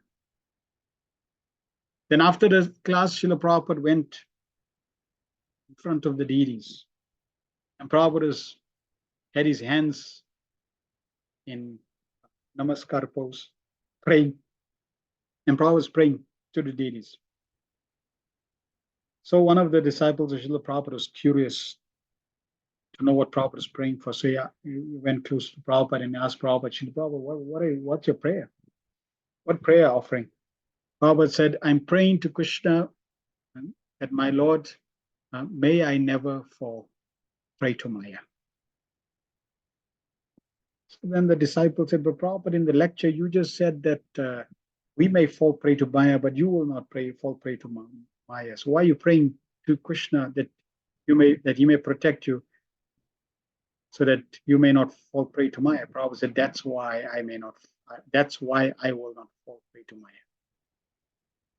So Prabhupada was teaching us that we should not be proud. I'm free from Maya. Maya cannot touch me. I'm beyond Maya. No. We should pray to Krishna always that please protect me. In fact, if we feel fallen in Maya, then there's no question of falling into Maya because already fallen. So therefore, we always pray to Krishna, please pick me up. Because I'm not there. I'm already fallen. But if you think I'm there, I'm never fallen, I'm always above, then there's always chance of falling. So therefore, pure devotee is always praying, incessantly praying to the Lord. Either by offering prayers, like Sukadeva Goswami's, or always chanting Hare Krishna. Always praying to the Lord, wanting to keep the shelter and protection of Krishna. King Kulashekar, great devotee of the Lord, prayed. Krishna, Prabhupada loved this prayer. Krishna, Twadida Padda Pankaja, Panjarantam, Adyaiva me vasatu manasa rajahamsa, prana prayana samaye kapa vatapitai, katavarodana vidos smaranam kutaste. Oh, my Lord Krishna, I pray that the swan of my mind may immediately sink down to the stem of the lotus feet of your Lordship and be locked in the network. Otherwise, at the time of my final breath, when my throat is choked up with cough, How will it be possible to think of me? The Mala Stotra 33. There is an intimate relationship between the swan and the lotus stem. So the comparison is very appropriate. Without becoming a swan or Paramhamsa, one cannot enter into the networked stems of the lotus feet of the Lord. As stated in the Brahma Samhita, mental speculators, even by dint of learned scholarship, cannot even dream of the absolute truth by speculating over it for eternity. The Lord reserves the right of not being exposed to such mental speculators. And because they cannot enter into the network stems of the lotus feet of the Lord, all mental speculators differ in their conclusions. And at the end, they make a useless compromise by saying, as many conclusions, as many ways, according to one's own inclinations. Yatha rucham. So again, we see Prabhupada's brilliance, the Bhagavatam's brilliance in revealing the reality and the truth that is there in this material world. Many people have this philosophy that whatever your path, that is truth. Whatever you think, that's true. There are many conclusions and they all can be true. So people have this type of, like all roads lead to the same destination, same concept. But the only reason why they're saying that is because they don't know the truth. And therefore, to not be conflicting, they accept, yes, everyone. Whatever you think, yeah, it's true. Whatever you think is true. Yeah, it's all true. According to your realization. Your process is good. If it's good for you, that's perfect. If it's good for you, it's perfect.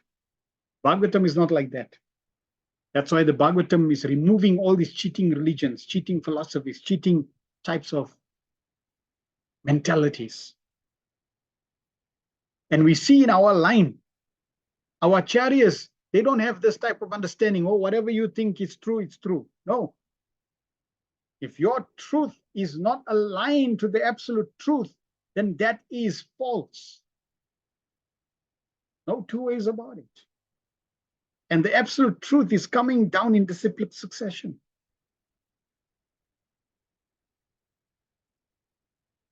Yes, Krishna, he can present, the absolute truth can present himself in many facets.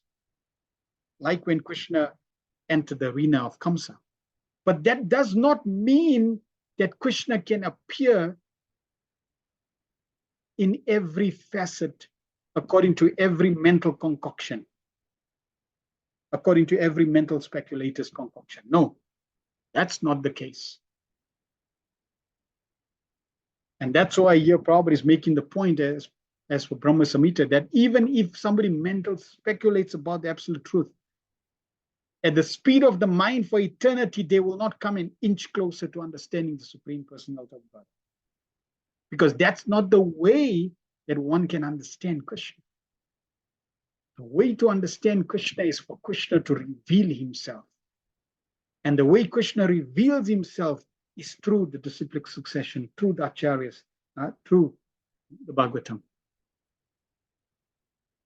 So we are getting the description of Krishna, which is completely authentic, coming in line of a bona fide line of acharyas, disciplic succession, bona fide line where the Lord himself is in this line, and presenting the absolute truth, presenting himself in the form of the Bhagavatam.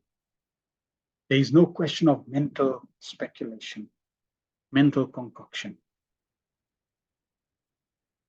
Now, yes, it requires a level of faith, acceptance, because we understand the process, we understand how it's coming down. It's not just blind faith, but the most glorious part of this process is that you don't need to blindly accept that this is how this absolute truth is. No. by following the instructions and the process given in the Bhagavatam, Krishna will be revealed. And when Krishna is revealed, the revelation will align 100%, as Prabhupada says, 100% to the description. Non-different. When you see Krishna and you read the Bhagavatam, when you see Krishna and you chant Hare Krishna, you will say, wow, they're non-different. How wonderful, how glorious. So we are on the journey to that realization. That's the goal. That's where we want to end when we actually come to that realization. But the Lord is not like a shopkeeper trying to please all sorts of customers in the mental speculator exchange. The Lord is what he is, the absolute personality of Godhead. And he demands absolute surrender unto him only. The pure devotee, however, by following the ways of the previous acharyas or authorities, can see the Supreme Lord through the transparent medium of a bona fide spiritual master, anupashyanti. The pure devotee never tries to see the Lord by mental speculation, but he sees him by following in the footsteps of the previous of the acharyas. Mahajano yena gata sapanta, Chaitanya Madhya Lila, Chaitanya Charitamrita Madhya Lila 17:186. Therefore, there is no difference of the conclusion amongst the Vaishnava acharyas regarding the Lord and the devotees. Lord Chaitanya asserts that the living entity Jiva is eternally the servitor of the Lord, and that he is simultaneously one with and different from the Lord. This tattva of Lord Chaitanya is shared by all four sampradayas of the Vaishnava school, all accepting eternal servitude to the Lord even after salvation. And there is no authorized Vaishnava acharya who may think of the Lord. And there is no authorized Vaishnava acharya who may think of the Lord and himself as one. So having different mental concoction of the Supreme Lord, and then the highest level of concoction is to think I'm God. So we see, if we extend this a little further, so the same principle that Prabhupada is using in this purport, if we extend it a little further, like, for example, near-death experience. Now, there are many, recordings and videos of people who claim that they've gone through near-death experience and they're now seeing these things. And we find that there's certain similarities and there's certain differences. So, because it's all driven on the mental plane, there's mental concoction and there's some glimpses of truth. Therefore, nobody will come to the conclusive truth. But if you go to the scriptures, then in the scriptures, there is a very, very clear understanding, clear description of what is there after death. The Vedas, the Bhagavatam is giving very clear description of life. It's giving very clear descriptions of the different aspects of life. It's giving very clear descriptions of all the energies. It's giving very clear descriptions of the spiritual world. It's giving very clear descriptions of the Supreme Lord, the living entity, and all its interactions. Very, very clear. Where there is absolutely no reason to speculate. And for somebody who's seeking the truth, this is profound. This is like mind-boggling. Like, wow. That this truth actually exists.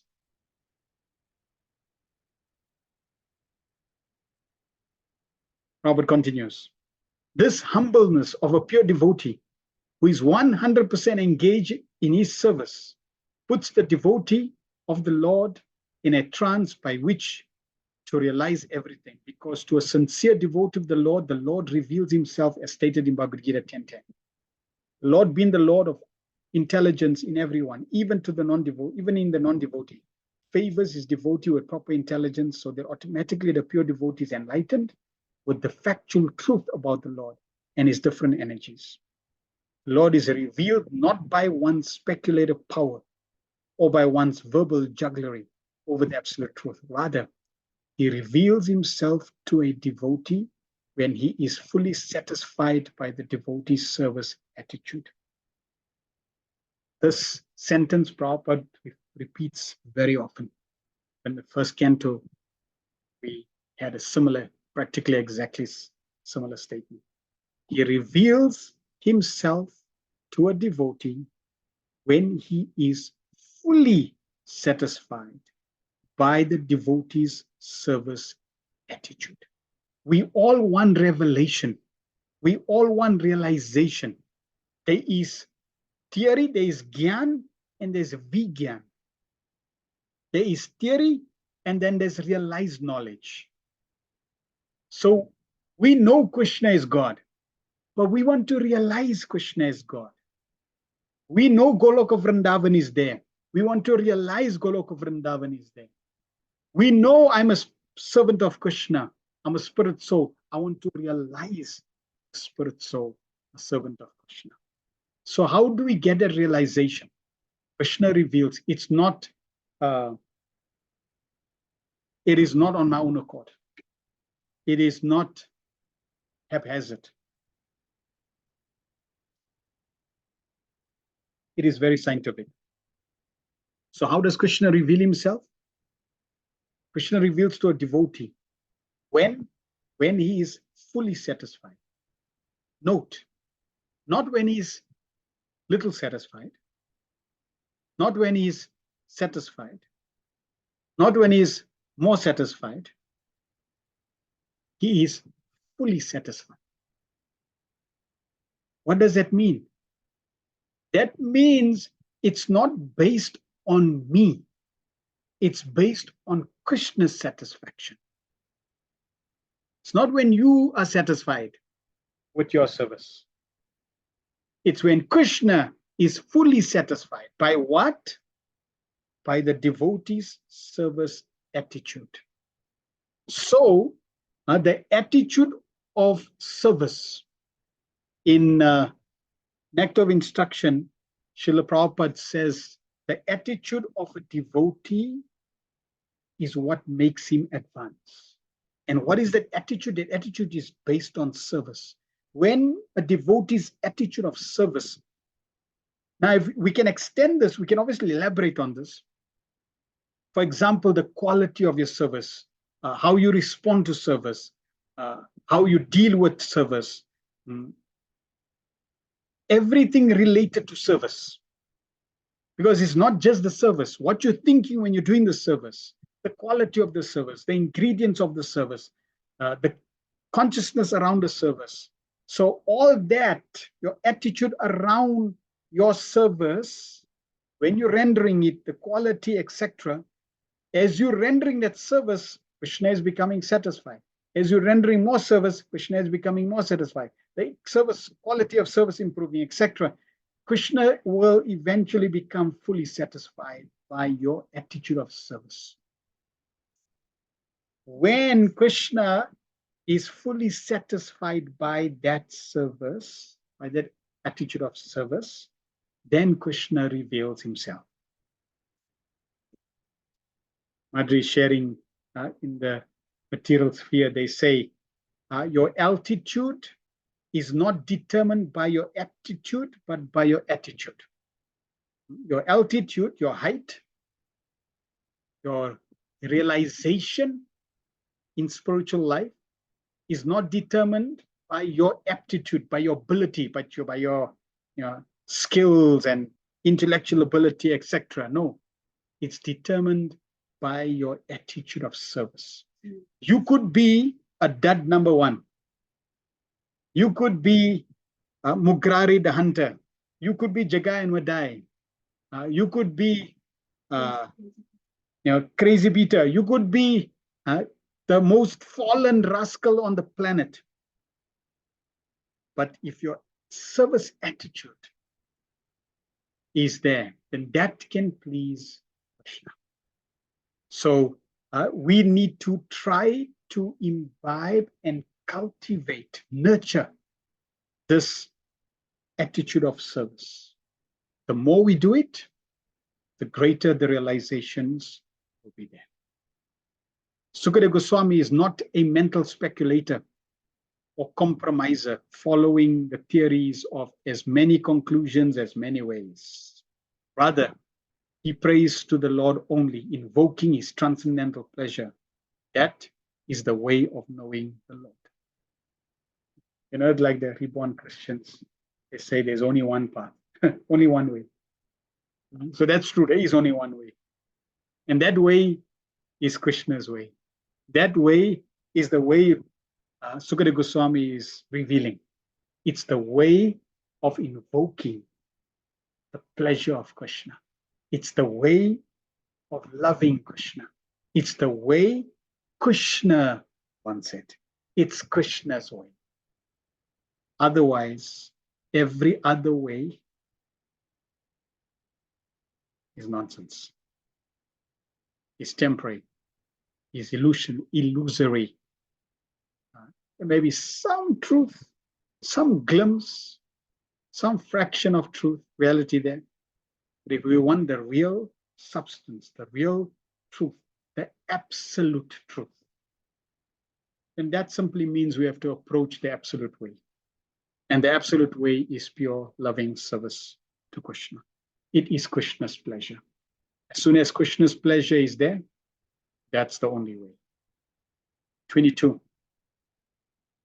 Prachodita yena pur saraswati vitanvata jasya satim smritim ridi swalakshana pradu rabut kilakshata same rishinam rishabha prasidatam. May the Lord, who is the beginning of the creation, amplified the potent knowledge of Brahma from within his heart, inspired him with full knowledge of creation and of his own self, and who appeared to be generated from the mouth of Brahma, be pleased with me. As we have already discussed herein before, the Lord, as the supersoul of all living beings, from Brahma to the insignificant end, endows all with the required knowledge potent in every living being. A living being is sufficiently potent to possess knowledge from the Lord in proportion of 60 fourths, or 78% of the full knowledge acquirable. Since the living being is constitutionally part and parcel of the Lord, he is unable to assimilate all knowledge that the Lord possesses himself. In the conditioned state, the living being is subject to forget everything after a change of body known as death.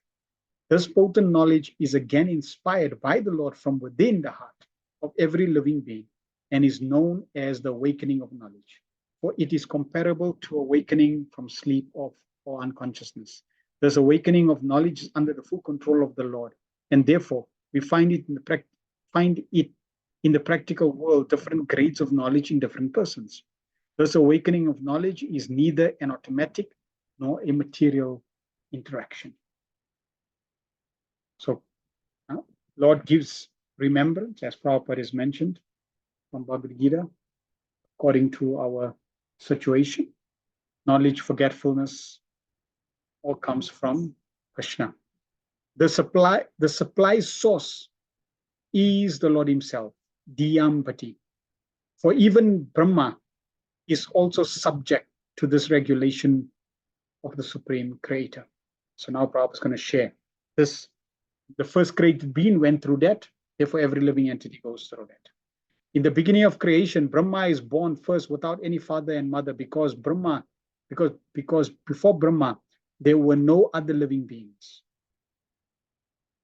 Sometimes people ask, so you are born due to the combination of male and female. Well, Brahma, he's not born due to combination of male and female. Well, that's because there was no male and female before Brahma. Lord Vishnu is there.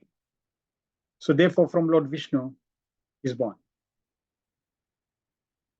Brahma, in the beginning of creation, Brahma is born first without any father and mother, because before Brahma, there was no other living beings. Brahma is born from the lotus which grows from the abdomen of Garudaksai Vishnu, and therefore he is known as Aja. Thus, Brahma or Aja is also a living being, part and parcel of the Lord. But being the most pious devotee of the Lord, Brahma is inspired by the Lord to create, subsequent to the main creation of the Lord, through the agency of material nature. Therefore, neither the material nature nor Brahma is independent of the Lord.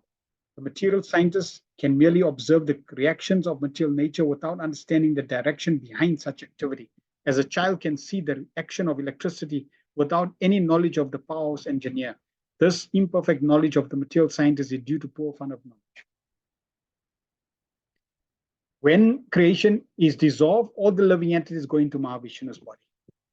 When Mahavishnu breathes out and creation is created again, then for every specific planet, universe, each living entity is destined to a specific universe.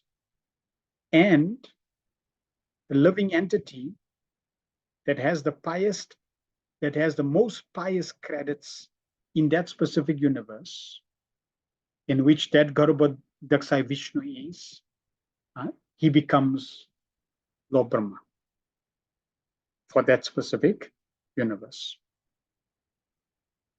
The Vedic knowledge was therefore first impregnated within Brahma, and it appears that Brahma distributed the Vedic knowledge. Brahma is undoubtedly the speaker of the Vedic knowledge, but actually he was inspired by the Lord to receive such transcendental knowledge, as it directly descends from the Lord. The Vedas are therefore called Apaurushaya, or not imparted by any created being. Before the creation of the Lord was there, Narayana Paravyaktat. And therefore the words spoken by the Lord are vibrations of transcendental sound. There's a gulf of difference between the two qualities of sound, namely Prakrita and Aprakrita. The physicists can deal only with the Prakrita sound,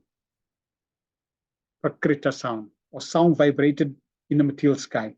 And therefore we must know that the Vedic sounds recorded in the symbolic expressions cannot be understood by anyone within the universe unless and until one is inspired by the vibrations of the supernatural Aprakrita sound, which descends in the chain of disciplic succession from the Lord to Brahma, from Brahma to Narad, from Narad to Vyasa, and so on. No mundane scholar can translate or reveal the true imports of the Vedic mantras, hymns. They cannot be understood unless one is inspired or initiated by the authorized spiritual master.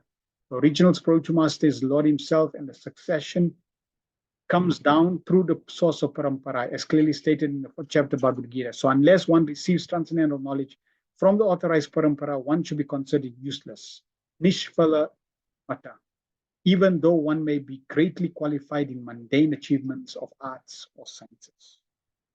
Sukadeva Goswami is praying to the Lord by dint of being inspired from within by the Lord, so that he could rightly explain the facts and figures of creation as inquired by Maharaj Parikshit.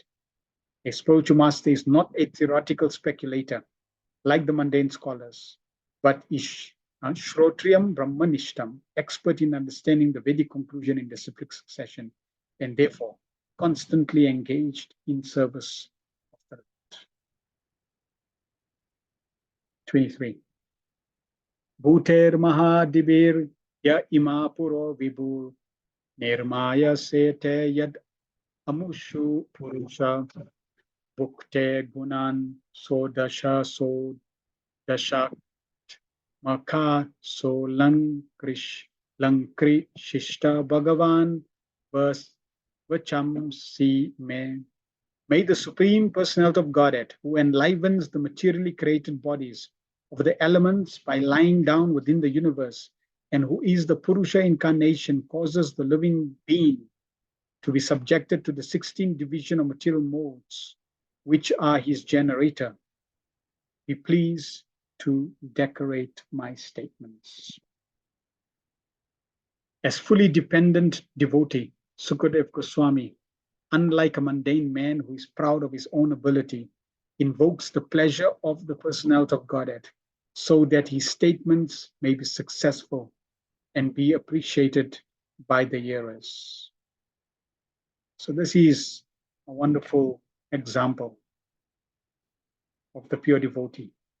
He's fully dependent on Krishna, invokes the mercy of Krishna, and by being fully dependent on Krishna, invoking the blessings of Krishna, he can be successful and he can please the hearers. The devotee always thinks of himself as an instrument for anything successfully carried out, and he declines to take credit for anything done for him by himself. The godless atheist wants to take all credit for activities, not knowing that even a blade of grass cannot move without the sanction of the Supreme Spirit, the personality of Godhead.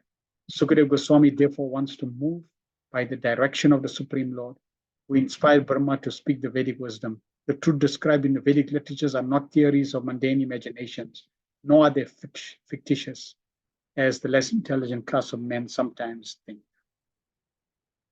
The Vedic truths are all perfect descriptions of the factual truth without any mistake or illusion.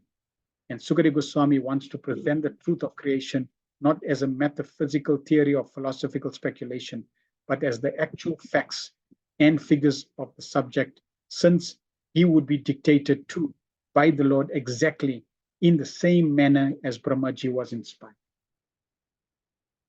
Therefore,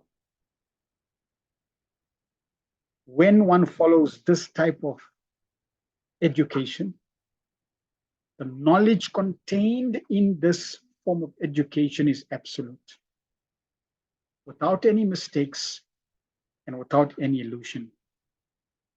And therefore, we can with confidence say, this is how creation happens. It's not based on whether you accept it or not. This is how creation happens. Not like the scientists. Oh, yes, there was a Big Bang. How do you know there was a Big Bang? Because creation happened billions of years ago. Here you are. How you don't have instruments to see that? You don't have recordings. How is that speculation? So the Bhagavatam, the pure devotees, they don't speculate. And this is why they're able to, with confidence, share the wisdom of the Bhagavatam that covers every aspect of life without doubt. You will find, when you're reading Prabhupada's Bhaktivedanta purports, from beginning to end in every purport, go into Bhagavad Gita, go to all the small books, go to all the Bhagavatam purports, go to Chaitanya Charitamrita, go to all the books. Prabhupada never uses the word I think. Oh, I think the creation, I think, no. There is no thinking business happening here. It is the truth that is revealed, that is presented for us. And in Bhagavad Gita, Krishna gives so many analogies of the power of knowledge. Like the torchlight of knowledge. Om Jnana Timirandasya. The spiritual master says, weaken my darkened eyes. Open my darkened eyes with the torchlight of knowledge. So when you have a torchlight, when you have the torchlight of knowledge, you can see. There is, revelation, there is truth that's revealed. You feel happy, you feel blissful. It does so much to your psyche. So this knowledge is so enlightening, enlivening. It gives us direction, it guides us, it inspires us, it purifies us. And therefore, because it is perfect knowledge, we can say it is scientific. because anyone that comes in contact with this knowledge will have the same effect.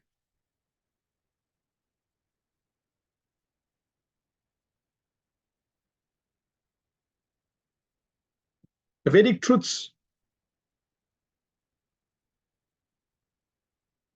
Did I read the whole? Okay, the Vedic truths are all perfect descriptions of factual truth without any mistakes and illusion. And Sukadeva Goswami wants to present the truth of creation not as metaphysical theory or philosophical speculation, but as a factual facts and figures of the subject, since he would be dictated to by the Lord exactly as the same manner as Brahmaji was inspired. Yes, and another point I want to share. Prabhupada also said Krishna dictated the Bhaktivedanta purports to him. So that means that these purports are also directly coming from Krishna. And therefore, without doubt, we should embrace them and associate with them and benefit from them. As stated in Bhagavad Gita 15:15, the Lord is himself the father of the Vedanta knowledge. And it is he only who knows the factual purport of the Vedanta philosophy. So there is no greater truth than the principles of religion mentioned in the Vedas. Such Vedic knowledge or religion is disseminated by authorities like Sukadeva Goswami because he is a humble devotional servitor of the Lord who has no desire to become a self-appointed interpreter without authority. That is the way of explaining the Vedic knowledge, technically known as the Parampara system or descending process. No scripture compares to the Bhagavatam. No scripture compares to the wealth of knowledge contained in the Vedas. And those who are honest, sincere devotees of the Supreme Personality of Godhead, those who are self-realized souls, they will always eternally accept this truth. When one is, due to bodily concept of life, no, I'm a Christian, I'm a Jew, I'm a Muslim, I'm a Hindu, my scripture, best, then they get caught up, limited in their perspective. When you understand you're not Hindu, Muslim, Christian, Jew, Tamil, this, that, black, white, Indian, you're a spirit soul. And this knowledge, spiritual life, as a system of descending in this world. And when you now align to that revelation, now you have perfect knowledge. The intelligent man can see without mistake that any material creation, whether one's own body or a fruit or flower, cannot beautifully grow up without the spiritual touch. Great intelligent men of the world or the greatest man of science can present everything very beautifully, only insofar as the spirit life is there, or in so much as the spiritual touch is there. Therefore, the source of all truths is the Supreme Spirit and not gross matter, as wrongly conceived by the gross materialists. We get information from Vedic literatures that the Lord himself first entered the vacuum of material universe and thus all things gradually develop one after another. Similarly, the Lord is situated as localized Paramatma in every individual being. Hence, everything is done by him very beautifully. 16 principles of creative elements, namely earth, water, fire, air, ether, earth, water, fire, air, sky, and the 11 sense organs first developed from the Lord himself and were thereby shared by the living entities. Thus, the material elements were created for the enjoyment of the living entities. The beautiful arrangement behind all material manifestation is therefore made possible by the energy of the Lord. An individual living entity can only pray to the Lord to understand it properly. Since the Lord is the supreme entity, different from Sukadeva Goswami, the prayer can be offered to him. The Lord helps the living entity to enjoy the material creation, but the Lord is aloof from such false enjoyment. Sukadeva prays for the mercy of the Lord, not only for being helped personally in presenting the truth, but also for helping others to whom he would like to speak. 24. Namastasmai Bhagavate Vasudeva Vedase Papur Jan Papur Jnanam Ayam Soumya Yanmuko Mukham Buruhas Savam.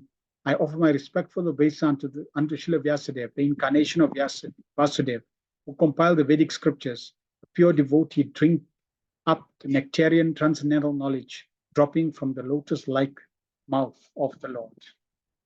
In pursuance of Vedic utterance, in pursuance of the specific utterance, Veda say, or the compiler of the system of transcendental knowledge, Srila Siddha Swami has commented that the respectful obeisance offered to Srila Vyasadeva, who is the incarnation of Vasudeva. Srila Jiva Goswami has agreed to this, but Srila Vishwanath Chakravarti Thakur has made a further advance, namely that the nectar from the mouth of Lord Krishna is transferred to his different consorts, and thus they learn the finer arts of music, dance, dressing, decoration, and all such things which are relished by the Lord. Such music, dance, and decoration enjoyed by the Lord are certainly not anything mundane, because the Lord is addressed in the very beginning as para, or transcendental. This transcendental knowledge is unknown to the forgetful conditioned souls. Srila Vyasadeva, who is the incarnation of the Lord, does compile the Vedic literatures to revive the lost memory of the conditioned souls about the eternal relation with the Lord. One should therefore try to understand the Vedic scriptures, or the nectar transferred by the Lord to his consorts in the conjugal humor from the lotus mouth of Vyasadeva or Sukadeva. By gradual development of transcendental knowledge, one can rise to the stage of transcendental arts of music and dance displayed by the Lord in his Rasa Lila. But without having the Vedic knowledge, one can hardly understand the transcendental nature of the Lord's Rasa dance and music. The pure devotees of the Lord, however, can equally relish the nectar in the form of the profound philosophical discourses and in the form of kissing by the Lord in the Rasa dance, as there is no mundane distinction between the two. So, as we learn this knowledge, which is directly coming from Krishna, about the Lord's intimate relationships, as we go through systematically and associate with this knowledge, which is not mundane and has nothing to do with material world, we will experience the association of Krishna. We will become purified. We will be educated, and we will become eligible to personally enter into the most highest art exchange between the Lord and his devotee in the form of music and dance in the Rasa dance. 25. Etat evatma rajan naradya viprichyate veda garbo abhyadat shakshat yet aha hari atmana. My dear king, Brahma, the firstborn, on being questioned by Narada, exactly appraised him on this subject, as it was directly spoken by the Lord to his own son, who was impregnated with the Vedic knowledge from his very birth. As soon as Brahma was born from the abdominal lotus petals of Vishnu, he was impregnated with the Vedic knowledge, and therefore he is known as Veda Garbha, or a Vedantist from the embryo. Without Vedic knowledge or perfect infallible knowledge, no one can create anything. All scientific knowledge and perfect knowledge are Vedic. One can get all types of information from the Vedas, and as such, Brahma was impregnated with all perfect knowledge so that it was possible for him to create. Thus, Brahma knew the perfect description of creation as it was exactly appraised to him by the Supreme Lord Hari. Brahma, on being questioned by Narad, told Narad exactly what he had heard directly from the Lord. Narad again told exactly the same thing to Vyas, and Vyas told Sukadeva Goswami exactly what he had heard from Narad. And Sukadeva Goswami was going to repeat the same statement as he had heard from them from Vyas. That is the way of Vedic understanding, and the language of the Vedas can be revealed only by the above mentioned disciplic succession, not otherwise. There is no use in theories. There is no use in theories. Knowledge must be factual. There are many things that are complicated, and one cannot understand them unless they are explained by one who knows. The Vedic knowledge is also very difficult to know and must be learned by the above mentioned system. Otherwise, it is not at all understood. Sukadeva Goswami therefore prayed for the mercy by the Lord, so that he might be able to repeat the very same message that was spoken directly by the Lord to Brahma, or what was directly spoken by Brahma to Narad. And therefore the statement of creation explained by Sukadeva Goswami are not at all, as the mundaners suggest, theoretical, but are perfectly correct. One who hears these messages and tries to assimilate them gets perfect information of the material creation. Thus ends the Bhaktivedanta purport, second canto, fourth chapter, Srimad Bhagavatam, titled The Process of Creation. So we are blessed. Sukadeva Goswami is praying for the mercy of Krishna, and now he's telling Maharaj Parikshit that actually Narad Muni had asked this exact question to Brahma, and Lord Brahma had given him the answer. And that's going to be in chapter 5. Next chapter. And as Prabhupada is explaining this purport, that just as Brahma perfected his realization, spiritual realization, and got revelation from Krishna, and not only revelation, but also the know-how how to create. And Brahma told Narad Muni, and Narad Muni told Vyas, and Vyas told Sukadeva Goswami. Now Sukadeva Goswami is telling Maharaj Parikshit, guess what? We are getting that knowledge by Prabhupada's mercy. Not in the form of Sanskrit, in the form of English. A degraded language that is presenting the absolute truth, perfect truth, spotless truth. This is our good fortune. So we are getting the exact same perfect knowledge of creation. And yes, as we go through the process, I mean, we've heard some aspects of creation. As we're going to hear further into the chapters of creation, it is mind-blowing. It is far-fetched. It is like, wow, really? Yes. Because it is the truth. And Krishna is revealing this truth. So the more we appreciate this process of receiving the truth with greater faith and confidence, the more powerfully it will act on our consciousness. And that will then all naturally have a greater impact on our heart, on our purification, on our service attitude. And that will then have a greater impact on when we hear the truth of the Bhagavatam further. And in this way, this cycle, it's like a tornado, what do you call it? A tornado. It's like a whirlwind. It keeps spiraling, and as it keeps spiraling, it facilitates greater and greater whirlwind, goes higher and higher, takes you higher. So like that, we are blessed to be connected to this disciplic succession. We are blessed to be connected to Srila Prabhupada. We are blessed to be connected to the Bhagavatam. We are now receiving this perfect knowledge in disciplic succession. And we simply have to continue to associate, give oral reception, pray to the Lord, allow it to go deep into our heart, because this truth never changes.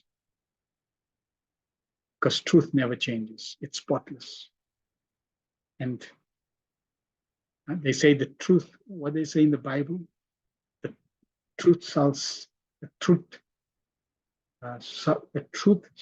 save you. Some statement like that. Truth will save you. So yes, this truth will definitely save us. It's saving us. It'll save us.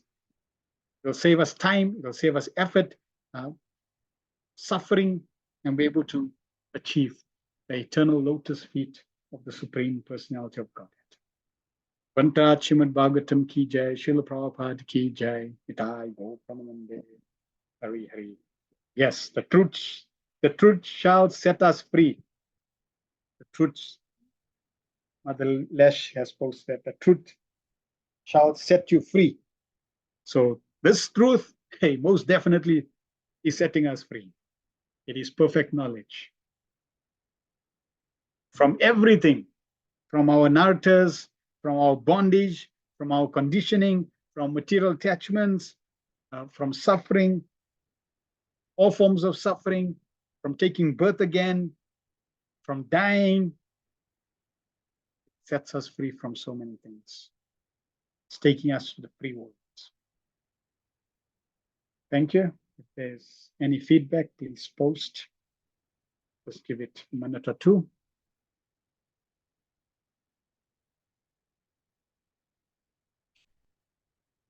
So next week we will have class. And then after that, we will be in Durban for Rath Yatra. So we will not be having class for that. And we will let you know when is our next class when we return back.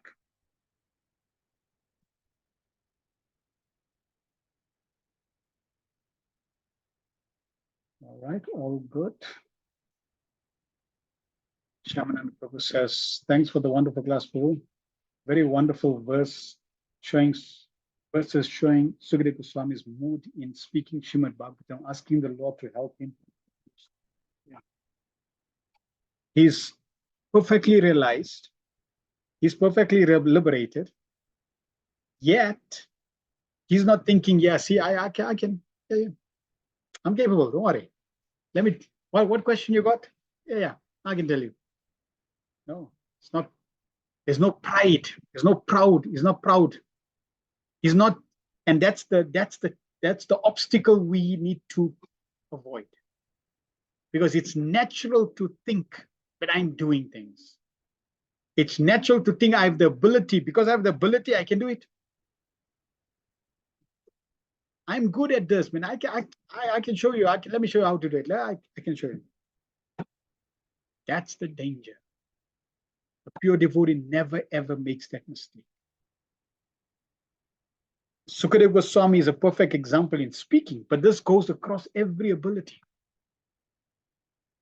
So let's say, for example, I'm good at computers. Now, if I'm good at computers and I start thinking it's because of me, that becomes an obstacle. The only reason I'm good at computers is because Krishna, as the super soul, has given me the remembrance and the knowledge for that knowledge.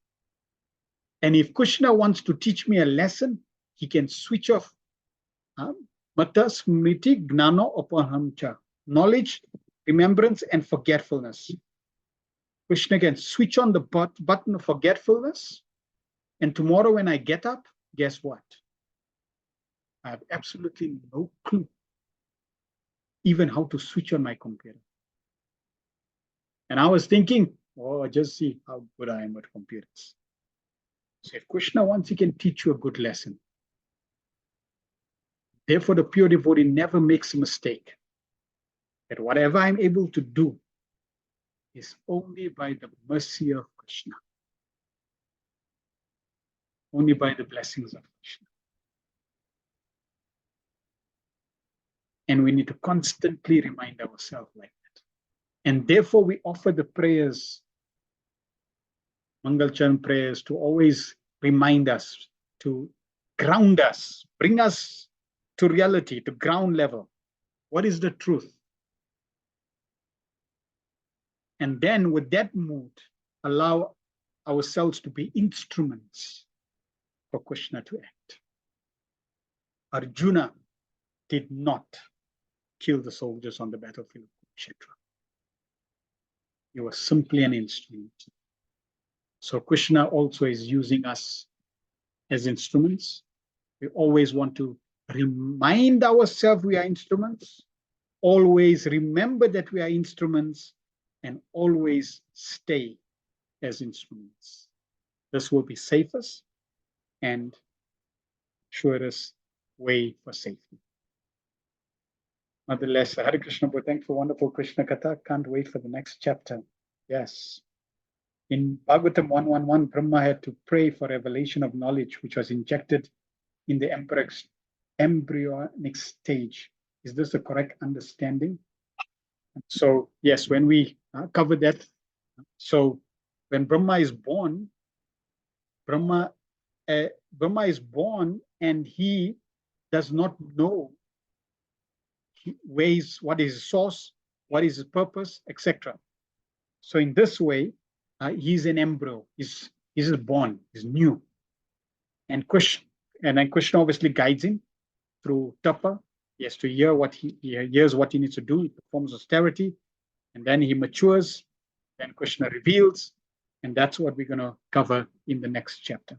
So yes, that's the proper understanding. Thank you for everyone. Association, Grantaraj Srimad Bhagavatam Canto, Srila Prabhupada Ki Jai, Nitai Gautam Nande, Hari Hari.